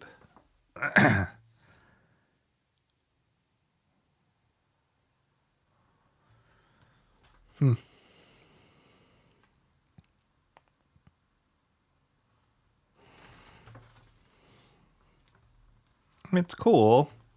It's cool. So we'll see. We'll see after I flip through this second issue. Maybe I'll connect more with the characters. I think that was one of the weaker sides, which is weird because I think Robert Kirkman writes great characters. He's the creator of Walking Dead, the book I'm reading currently by him. He's a new writer in Transformers. He is the writer of Battle Beast, and I love the characters he's creating in those. So the fact that these characters don't quite stand out to me yet, I don't know if it's a type of story. Yeah, we'll see. But the colors do bother me.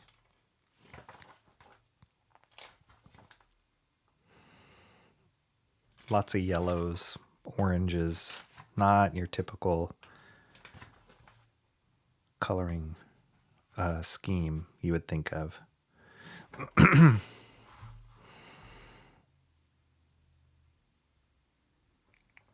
Yeah, there's something about this palette that's just like...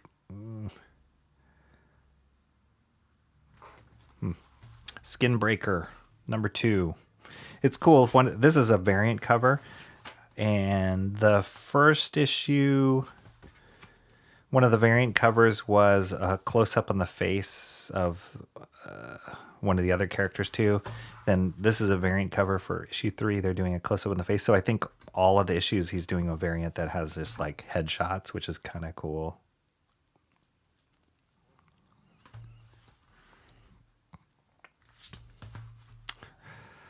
All right, Skinbreaker number 2. Cranberry Lander's taken off. See you later, Cranberry. That panel transition is such a mood. Nice. It reminds me a bit of Kozor by the Barton Brothers. I am vaguely familiar with that, but like super rendered, muscly, kind of fantasy inspired stuff. I can see that. Orc on orc violence. The colors are gritty. You know, I do feel sick from the colors, not joking. Colors are gritty. I almost wish they were more gritty, to be honest. Like they feel a little too cheery, or not even cheery, but just there's something not sitting well with me with the color palette. And I'm curious of why they landed on that one. I don't feel like it really helps the line work. It's almost distracting to the point where I don't see the intricacy and the details of what Finch is doing. I mean, unless it's like that big in my face, but there's some stuff that just like, I think it's all competing for my attention. And because some of the temperature, the color palette that they picked, and the temperature of the colors are very similar, it's like my eye doesn't really know where to go. And so it's like, oh, cool, leaves and moss and whoa, his face and his hair. And yeah, it's just, yeah, I don't know. This would be an awesome exercise to see what another colorist would do with the same line work, you know, and how you could change the feel of a book. It's like make or break, man. Like every stage of the production process, of the artistic process, can be make or break in it. And unfortunately, I feel like the colors kind of like make me stop and like, ugh, like I'm not totally digging it. Unhinged, what's up, Jason? At work listening, what's up? He's working double up on it. Yep. And you can tell too. The line work's unbelievable. I'm still working, so pretend I said hello to everyone individually. Definitely an intense focus of detail and action, though maybe a bit too gritty, but this is definitely a motivated. Yeah, I mean, I think he's at the top of his game as far as what he's doing. Finch is doing on this book. I just think it's paired with not the right colorist. And if I'm not mistaken, I've seen other work by that colorist that I thought has been pretty good. So I don't know, it's just one of those weird mixes that doesn't quite work, at least for me. Okay, Green Lantern Dark, issue 7. This is the last issue, I believe, of this series. This series has not been like super stellar standout for me, but I've liked it enough to say I kind of want to see it all the way through. The artist, Werther Della is the artist on Something is Killing the Children. And so it has a very, very, very loose pen and inky kind of style, scratchy ink style. And it's really dark. It's kind of depressing, actually, kind of emo. It's like emo Green Lantern. Where's emo trash? It's like emo Green Lantern, gothy Green Lantern. But it's been cool. I mean, I think I might have said this before. I kind of feel like they were pitching this. The writer was pitching this maybe as a absolute Green Lantern story. And then they said, no, this is too different. Let's just make it an Elseworlds Green Lantern story. But it feels... The reason why I say that is because it has this very dark tone to it that Absolute Batman, Absolute Superman, and Absolute Wonder Woman have, which is intentional. And I almost feel like it would kind of fit in that. But for whatever reason, they decided to just make it an Elseworld story. And so all the characters in here are kind of variant versions of the characters we know and love. Green Lantern. This is the Batman of the world. This is Beast Boy of the world, Gar.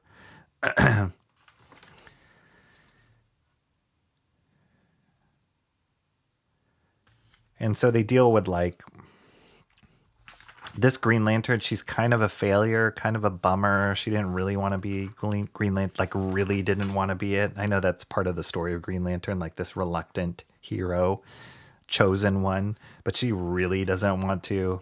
Very, very emo.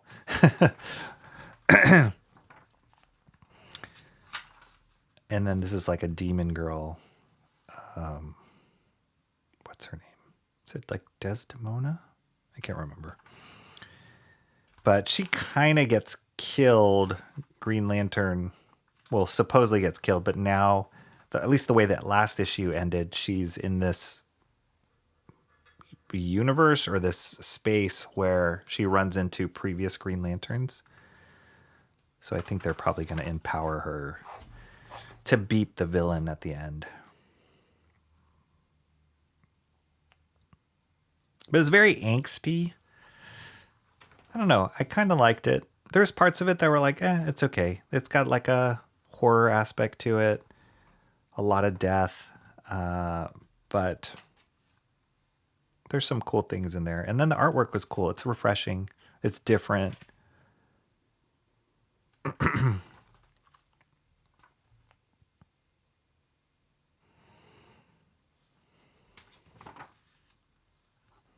Oh, that's hilarious.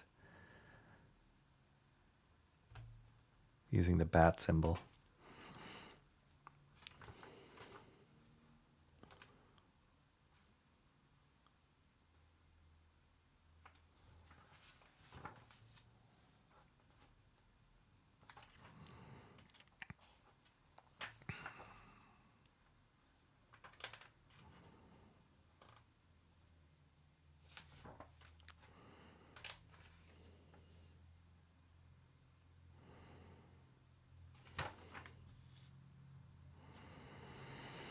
This is a pretty unique color palette too. I mean, it works. It works for this. This is kind of an example. Not that I'm like crazy about the color palette in this one either. I think it's cool and it works, but it definitely works with the style and enhances the style. I've seen some of Deladera's black and white work, and it can be pretty sparse, like with a couple brushstrokes here and there and some very thin, spindly line work. And you can tell the colorist is taking advantage of that by going more painterly, pushing textures a lot more into it. And it works. Well, that's a palette cleanser right there. We've been in this very fantasy, emotional color world. Greens and deep purples, oranges, and then, wow, it gets really natural here. That's kind of cool.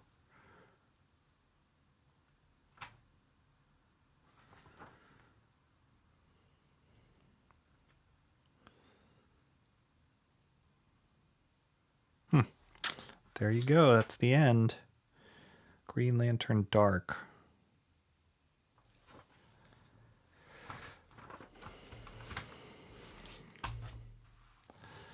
Little ending there. It was kind of a quiet series. Not that many people talking about it.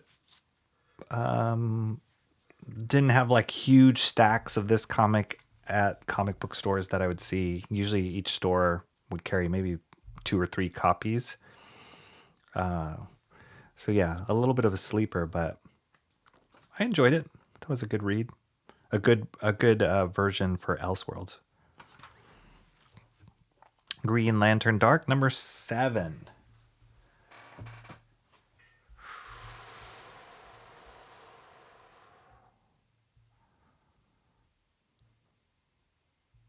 It would be nice if it were absolute Green Lantern, but we got Green Lantern Z instead. Yeah, I haven't even really tried to read that absolute Green Lantern story. If a Raven-like character were Green Lantern, kind of, yeah, it does have that feeling. Okay, what did I miss? I was busy imagining Cranberry saying hello to everyone in the chat for the 3rd time this stream.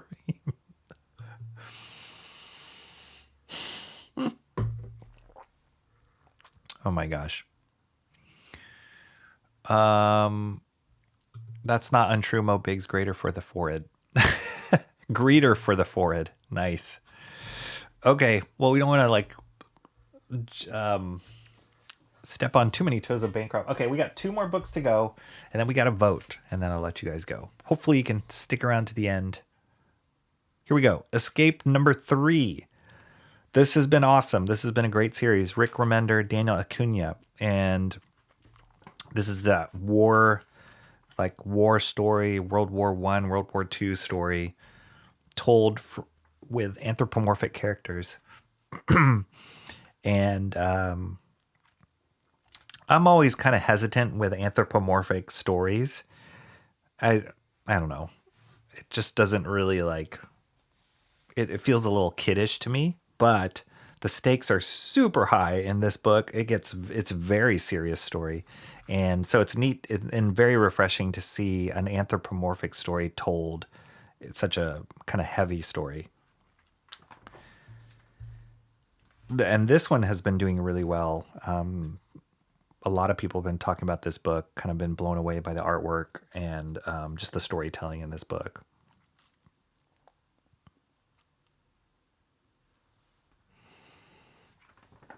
So yeah, these bad guys are the bats.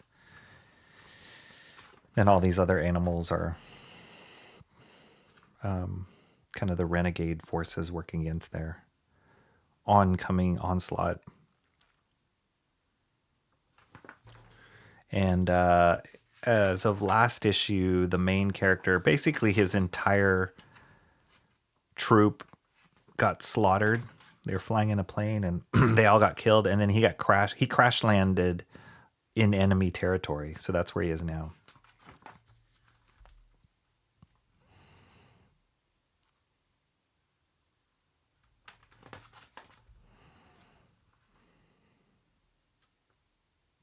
Whoa, that's strange.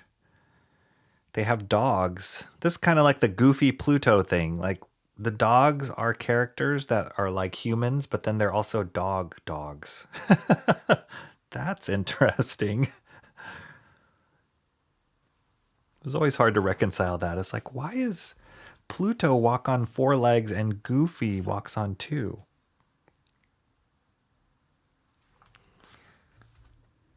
Beautiful environments. It's great.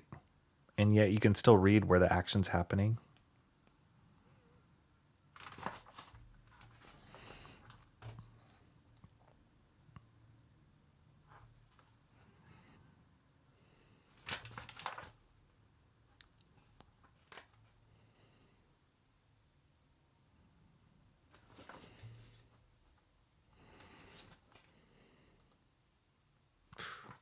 Yeah, it gets gnarly. Really gnarly.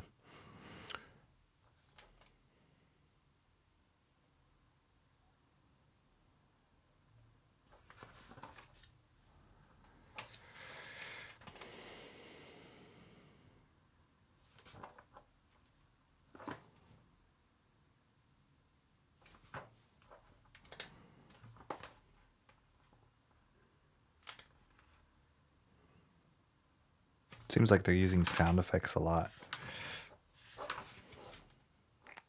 It's funny, they reversed those.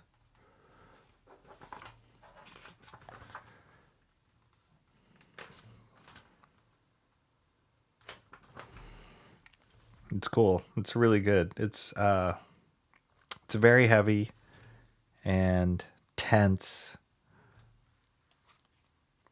as any war story is.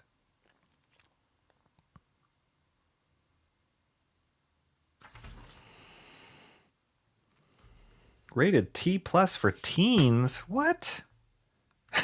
This is rated T+? I saw there was cussing in there. People getting like stabbed from the back. This is about war. That's wild to me that this was rated teen+. Escape number 3.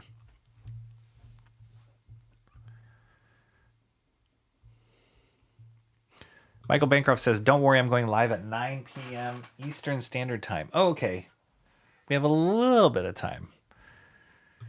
Mark's Music Obsession says, my lady is going to show up. Hope I don't miss the art share, Rob. Next session.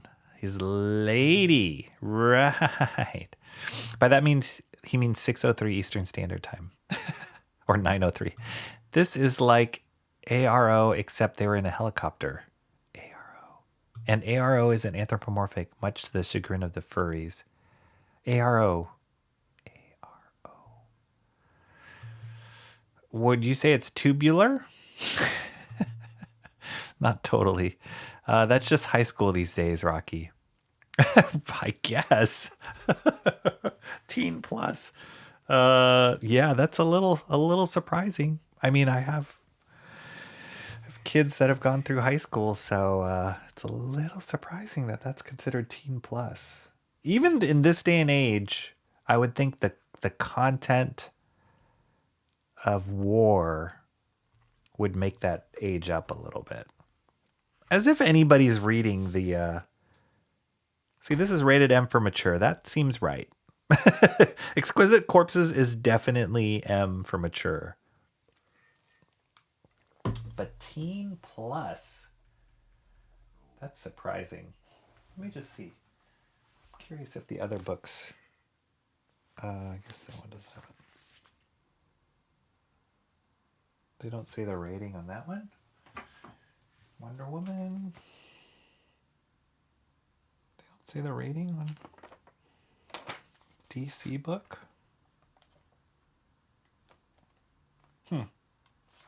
Interesting. I'm sure Psychic Sam is. Huh. Oh well. Teens are forced to grow up fast now. They're not even. There's no growing up. It's just like they just get thrown in the deep end a little bit. ARO is my character. Oh, yes. You have mentioned this before, Mo Biggs. My apologies for forgetting. AR-15 orangutan. First blood meets flowers for Algernon. Genius. They put him in a cage. He'll put him in the ground.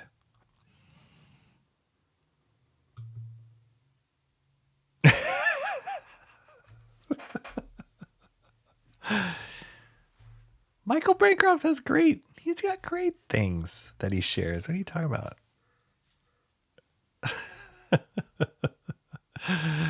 12 p.m. Jeffrey Beats. Okay, last one. Exquisite Corpses number 6. I've really been enjoying this this book. The story is so compelling. It's very dark. It's perfect for Halloween. The fact that I'm not even sure how many issues this is going to be, but the fact that they're crossing over into Halloween because it takes place during Halloween, and it's creepy as all heck.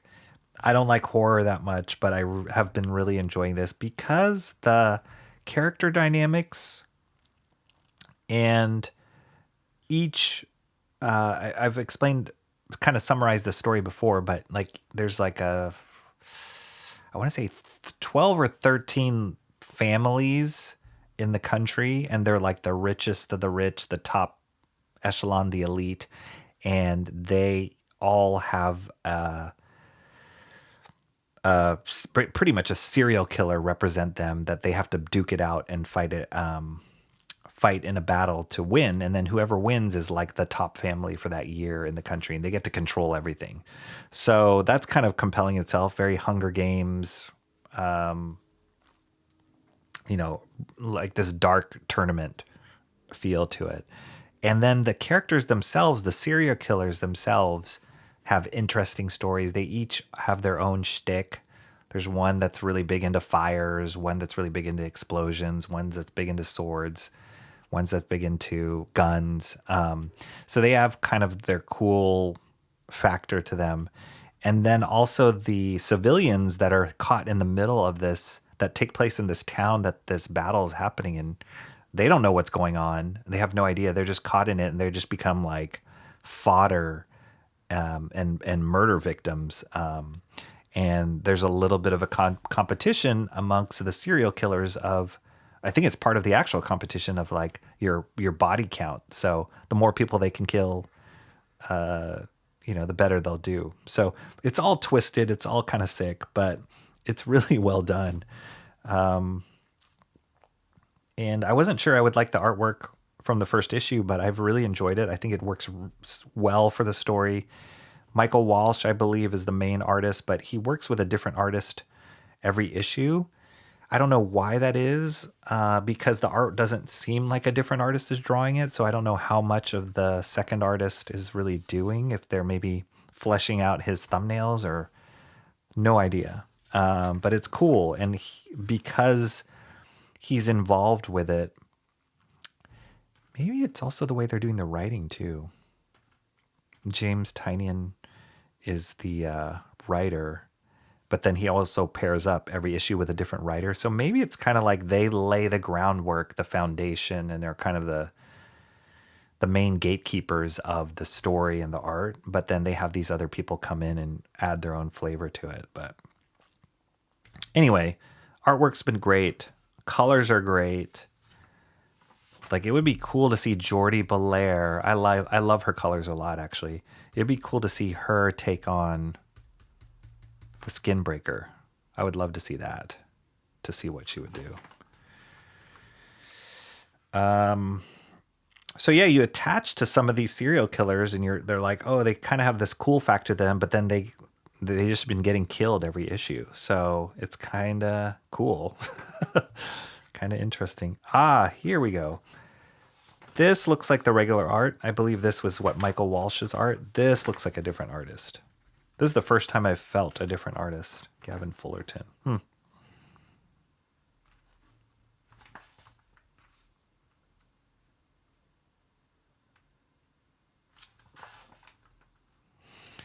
And as most horror movies go, when you mix it in with Halloween, you never know what's like, wait, is that just kids playing around, or is that a murderer disguised as a skeleton? Like, you never know where the evil begins and where it's just part of trick or treat. So that's kind of the same in this book.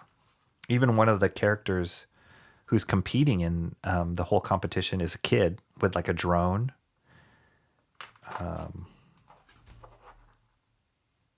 Yeah, this looks like a different artist.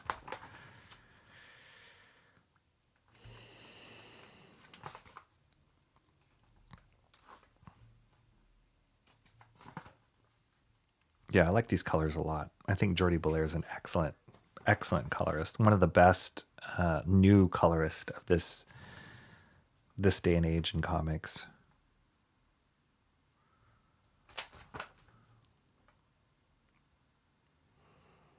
She'll do crazy. Like the color palette she picks are very weird, very different, not traditional. But I feel like there's a purpose to them and they create an emotional impact.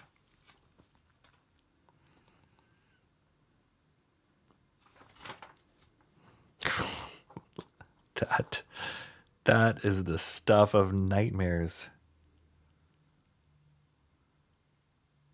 See that kid? This was the kid with the drone. He just got killed. Ugh. Ooh. That's messed up. And so at the end of each issue, they kind of they go back to this, I don't know if it's a ballroom or just some sort of location where all the families are watching the tournament go on, and they're watching them on TV screens, and then you can see who gets nixed that moment in that issue. You kind of can see.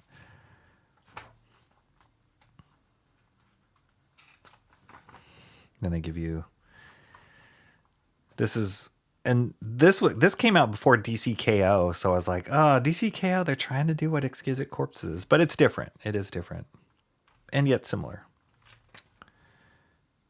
So in this issue, Gamer Kid just got wrecked by that creepy guy in the bunny suit.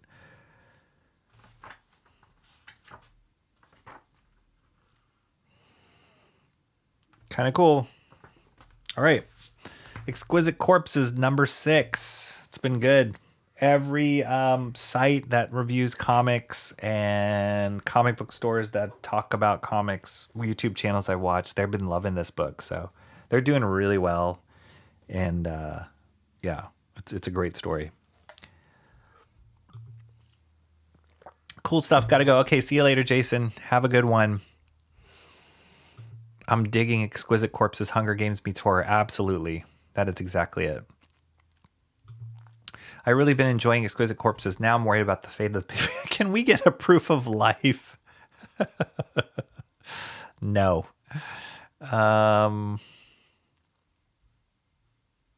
Okay. Let's get... So that's all the books. All right. We're going to try something now.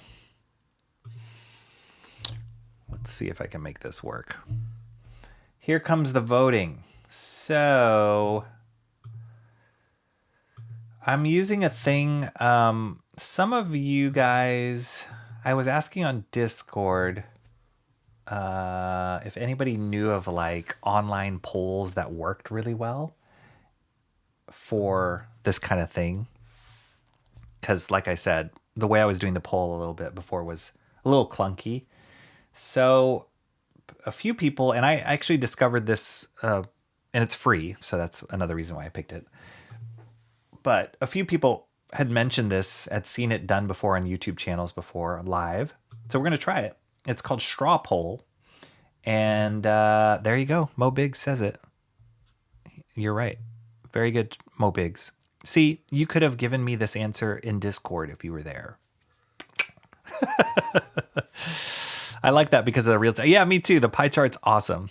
Pull. Okay. Let's see if we can do this right. I might mess it up. But I'm going to post a copy of the poll. I'm going to pin it to the chat. And hopefully this works. I'll pin it to the top.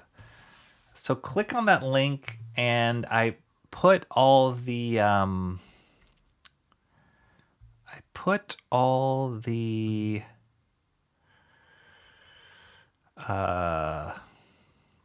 books there, and here they are showing up here. So if you click on that link, I don't think you need to like sign in to anything or anything. I think you can just answer it. Let me know in the chat if it works. Mr. Monkey Boy 1969 says, I vote for my book. You mean which book? Which book? Was there a monkey book? Or the book you sent me, which I haven't gotten yet. Don't worry, Mr. Monkey Boy 1969. I will get it. So I listed them all here. Absolute Wonder Woman 13, Skinbreaker 2, Green Lantern Dark number 7, Escape number 3, Exquisite Corpses number 6, The Ghost in the Shell Deluxe Edition, which I opened on stream, and also Psychic Sam Volume 1 and all the stuff that came with it, obviously. So let me know. Okay, let's see. Does this work if I refresh the results? Wow, look at that. The pie chart is working. Mark's Music Obsession said he voted. No X-Men this week. I told you, Jeffrey Beats, I didn't pick up anything. I flipped through all of that stuff. What was it? Omega Kids. I can't even get the titles right. Resistance, Age of Resistance or something. Overture. I don't know. There were so many books. Last Wolverine. I flipped through that. I'm like, maybe I'll pick up the Wolverine one, but it had the White Beast in it most of the time, which I think he called himself Wonderful Wolverine. I was like, I don't know. I don't know. Why don't you, if you pick up any, I think you said you were going to pick up some, tell me which one you like. Tell me in Discord which one you like, and I will consider it because your last recommendations were good and I enjoyed them. But yeah, tell me if there's any. Jeffrey Beat says, I'll vote later, not near. No, it's not Discord. It's just click on the link of the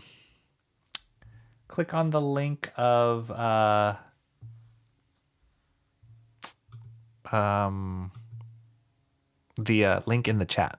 Straw poll. Book of Revelation. Yeah, Book of Revelation. That's what it's called. So confusing. Mo Big says, so far only 2 books are getting votes. The good one and the one people are voting for to troll me. Total votes. We got Skinbreaker 2 is winning. 3 votes. 2 votes for Ghost in the Shell. Exquisite Corpses like corpses. Exquisite Corpses? Wait, what happened to my pie chart? It just disappeared. Let me just refresh. There's that pie chart. Exquisite Corpses is on the board. We got 7 votes. Skinbreaker 2 and Ghost in the Shell are tied. Somebody's definitely trolling Mo.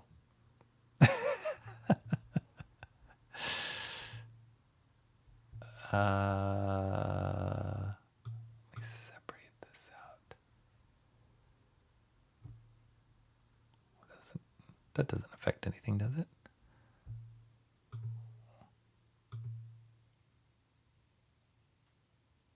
Wait, can you guys see that? Why am I not seeing? Oh, wait. Why are we not seeing? Why are we not seeing that pie chart? I'm seeing it on. Yeah, here it is. Why is it not refreshing? Okay. I can see it on my window, but it's not refreshing on this widget. Dang it. Keep running. Yeah. Maybe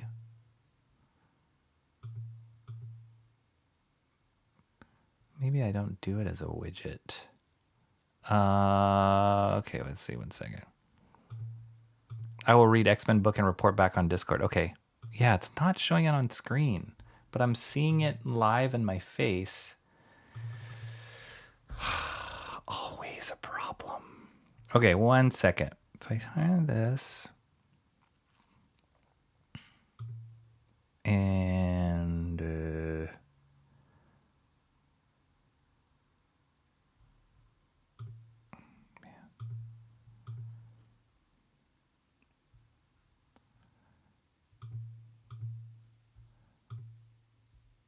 copy this.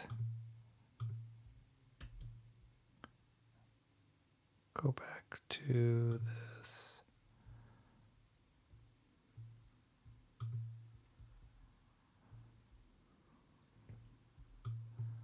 Yeah, that's how I'm going to have to do it. All right. And then shrink this.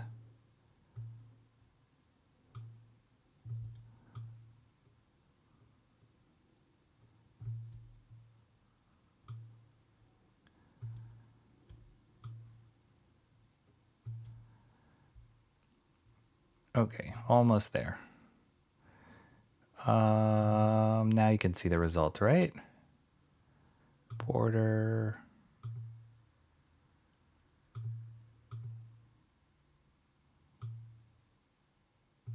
Oh, man.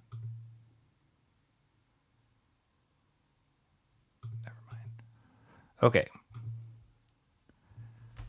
I don't know what that other thing was going on.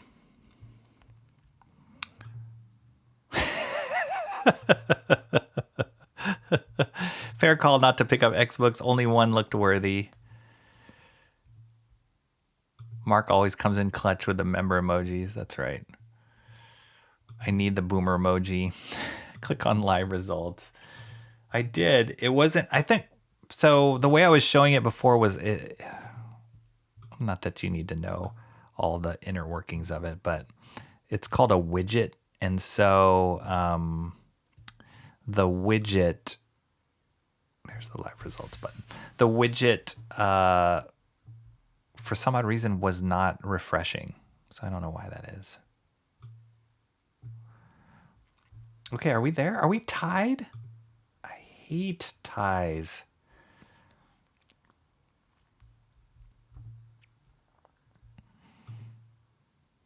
I'm guessing Bancroft must have voted for Ghost in the Shell due to his anti-orc prejudice.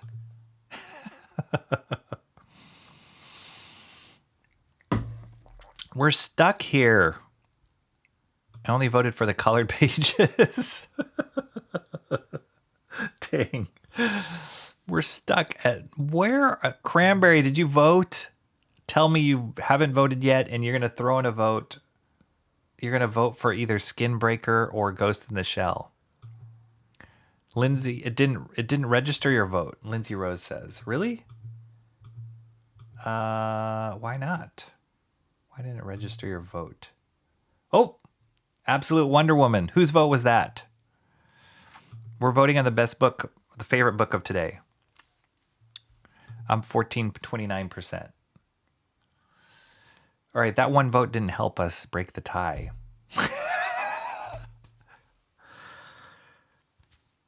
I hate ties.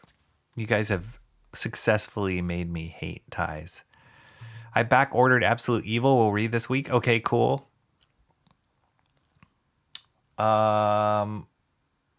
Still tied.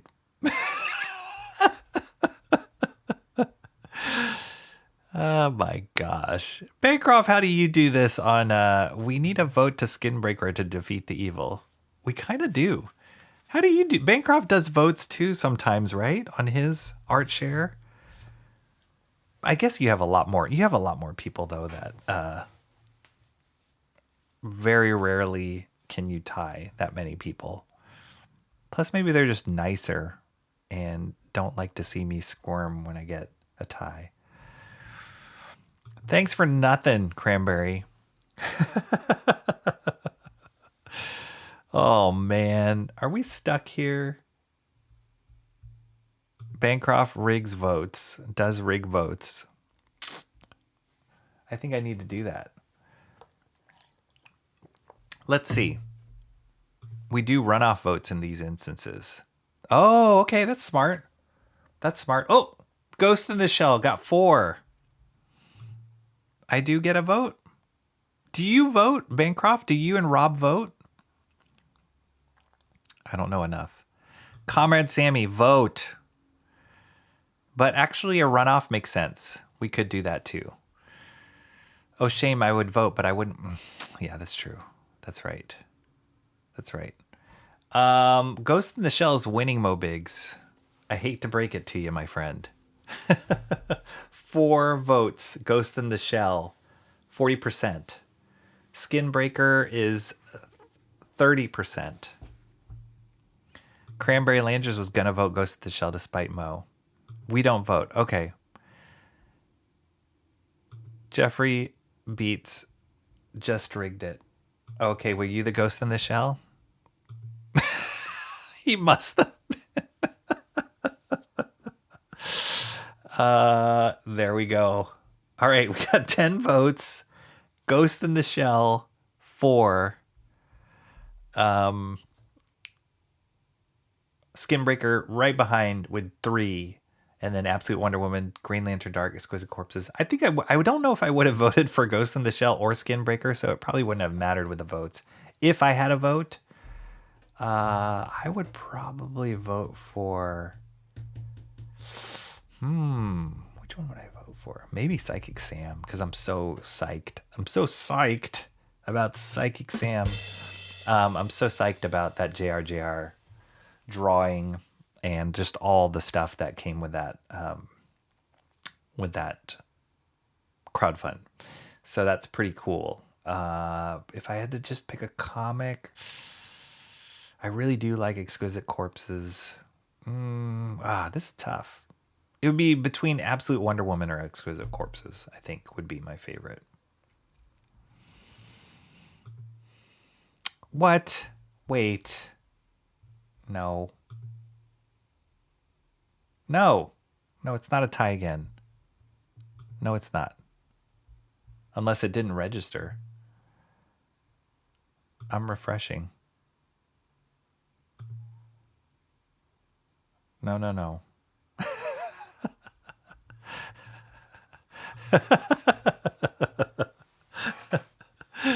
Momentum heading into Movember.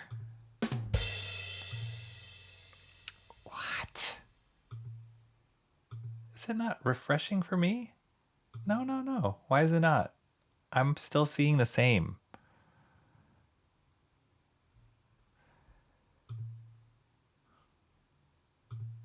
Hold on, let me go. Then show results. Yeah. No, we're good. We're good, guys. Scroll up. No.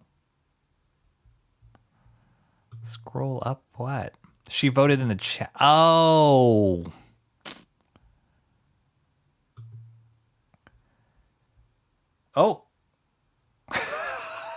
Wait. So Skinbreaker just got a vote, but did Comrade Sammy... Is that the Comrade Sammy vote? Private window vote. Oh my gosh, you guys. I saw it. Okay, so is that the...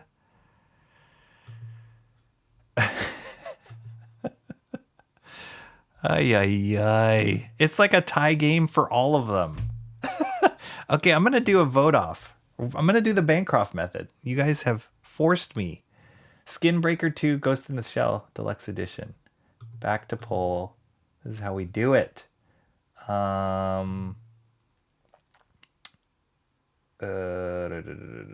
Edit. Okay. Dun. This is going to be the never-ending poll. Save changes. Okay. And then reset. Resetting. Okay, I think this is the same link. Oh, whoops. All right. You're horrible. She brought balance to the forest. It's a vote off now. We got the last two. Come on, people. We can't risk staying here forever. Skinbreaker 2 or Ghost in the Shell Deluxe Edition. Go for it. You guys are the worst. And or the best. Where's my music? Where's that? Is it this one? Yeah.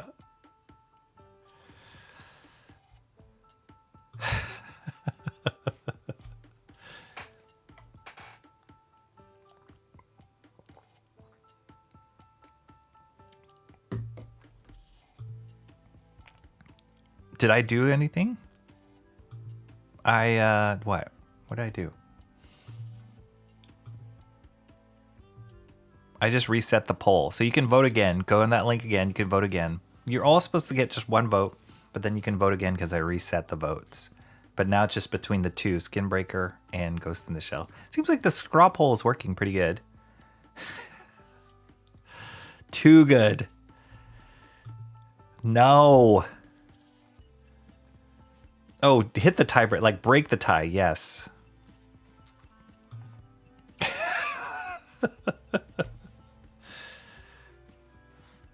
This vote is so pure. So pure. You're voting for something you have no idea what it's about. Cranberry's not seeing the poll. Lindsay Rose voted. Big Boy Burgers voted. It's got a little advantage there. Just hit refresh, maybe, Cranberries. 8 votes. Ugh. Guys. Oh, Skinbreaker broke the tie. 9 votes.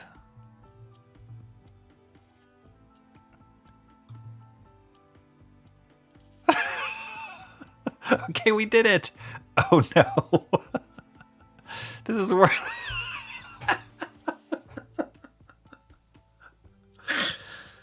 Holy schmoly. And I think we're proving right now why you cannot trust any elections. Did Skinbreaker win? I'm going to call it before it gets tied up. Nobody start some sort of fake account. 9 votes. What was our vote last time? I think it was, I'd have to go back and watch the stream. I think it was 9 votes, right? It wasn't 10 votes. So I think everybody's voted. Wow.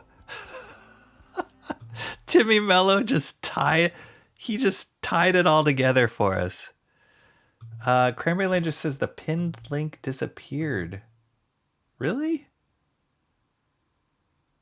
I don't even know if I should give it to you because you're going to tie it up again, aren't you? That's the link. Oh, wait, sorry. Now I'm seeing this. The Timmy Mello tied it all together. This is the reward. I don't even know if it's a reward. I'm going to make you guys watch. Where is it? Where did it go? Oh yes, here. I'm going to show you guys this incredible walk-off.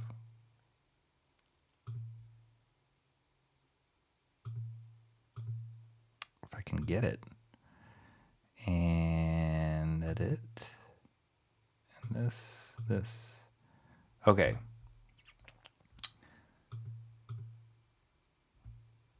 This is incredible. Oh, shoot. Oh, man. So many things to share.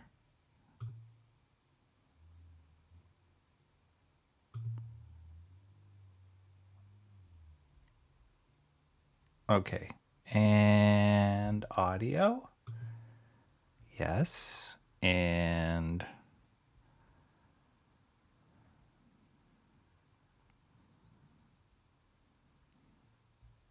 Okay. This is baseball right here. Wait, is this going to work?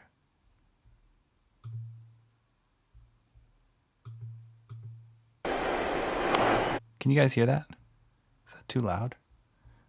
Might be a little loud. Okay, this is not necessarily a walk-off, but this might as well have been a walk-off. This is the whole thing I was talking about earlier. We do that? That's kind of weird, but oh well.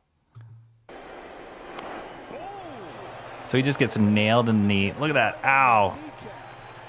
There's a somber mood over this moment. When a guy gets hit in the knee and has an obvious pain and you have 40,000 people cheering, not the right thing to do. George Springer comes to the plate. He's in a position to tie the game up and possibly send this Blue Jays crowd into a frenzy.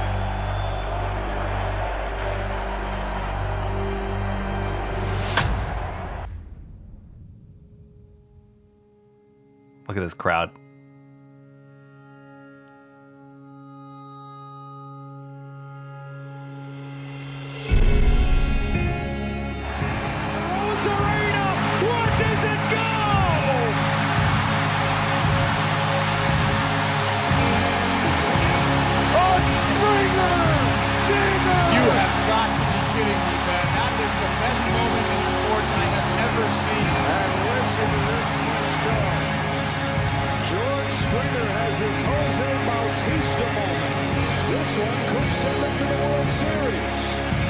And it did send them to the World Series.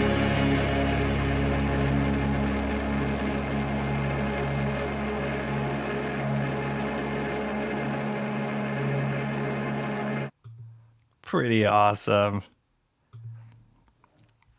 Mo Big says, that's how I felt inside when people voted for Ghost in the Shell. Not the Homer being kneecapped. Yeah. That was it. Absolutely dramatic. It was amazing. It was so amazing. I saw it live and I was instantly like texting my son about it. It was so cool. It's like really cool. That's Moneyball. Yeah, they put the Moneyball music behind it. I've seen people put like Celine Dion, like My Heart Will Go On behind it. You know, they do that for memes. I've seen so many different versions of that video from different angles and stuff. It's really cool. It's great music actually for that moment. Good job, Guy. Nice. All right, guys, I think that is what we've got. Thank you so much for voting. The results stand. There we are. Skinbreaker wins. And that's awesome because I don't need to change the thumbnail now to match that result. So really great. Thank you guys so much for just being here and watching me go through these comics and share those with you. Open up those unboxings. John Romita Jr., the Ghost in the Shell Deluxe Edition, Mo Biggs' favorite comic book in the whole planet. And it was awesome hanging out with you guys all. I am still formulating what's going to happen with the next Master Study because, like I said at the top of the stream, Master Study 10, that will be the 10th Master Study, and I think it's got to be kind of a big one. So I will let you guys know as soon as I figure it out. As always, subscribe to this channel, please.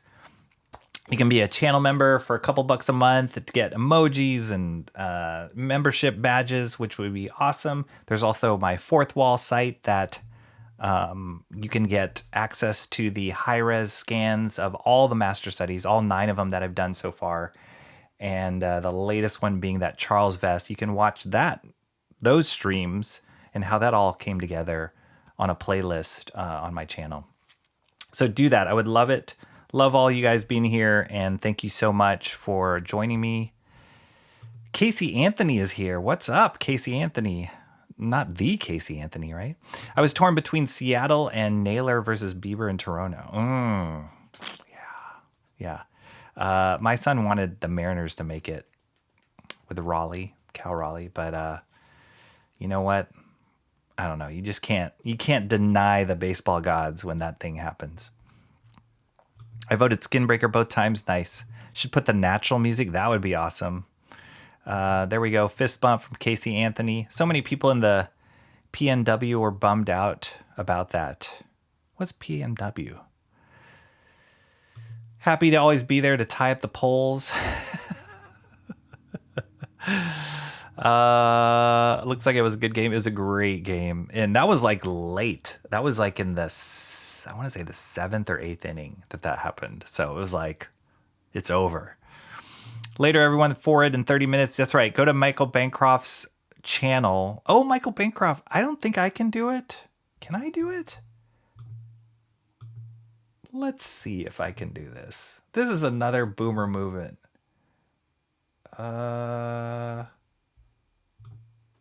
You were saying like you were trying to send people over from your stream last time. And how do you do that? Was that advanced settings? Is it in YouTube Studio? Okay, maybe I shouldn't do this. There's a way to send people off to... Oh, here, user management. Maybe that was it. Redirect. How do you redirect people? How do you do that, Bancroft? Do a master study of an issue number 10 of something. Anyway, I wish I could. Flintstones number 10. I wish I could redirect people to other streams. There's a way to do it. I need to research it. I'm not going to bore you guys with it. I've already bored you enough. Spider-Man master study you just did was great, Rocky. Dare I say it's my favorite you've done so far? Nice, Comrade Sammy. It's one of my faves. It quickly went up to the top, close to the top there. So it's the real Casey Anthony shirt. You might need somebody. Wow. Wow. Pacific Northwest. Oh, yeah. Got it. Seattle thing. Got it. There's the link for, I'm assuming that's the link for Michael Bancroft's stream. Guys, go check out his art share coming up. It's always a fun time. Believe in yourself. I don't think I can do it. Can I do it? Not with that. You can't. Oh, okay. Wow. Mark knows more than I do. Used to be you needed 1,000 subs to be able to raid, but anyone can receive a raid. So he has to be live to do it. You click edit video, customization, redirect. Like on my video?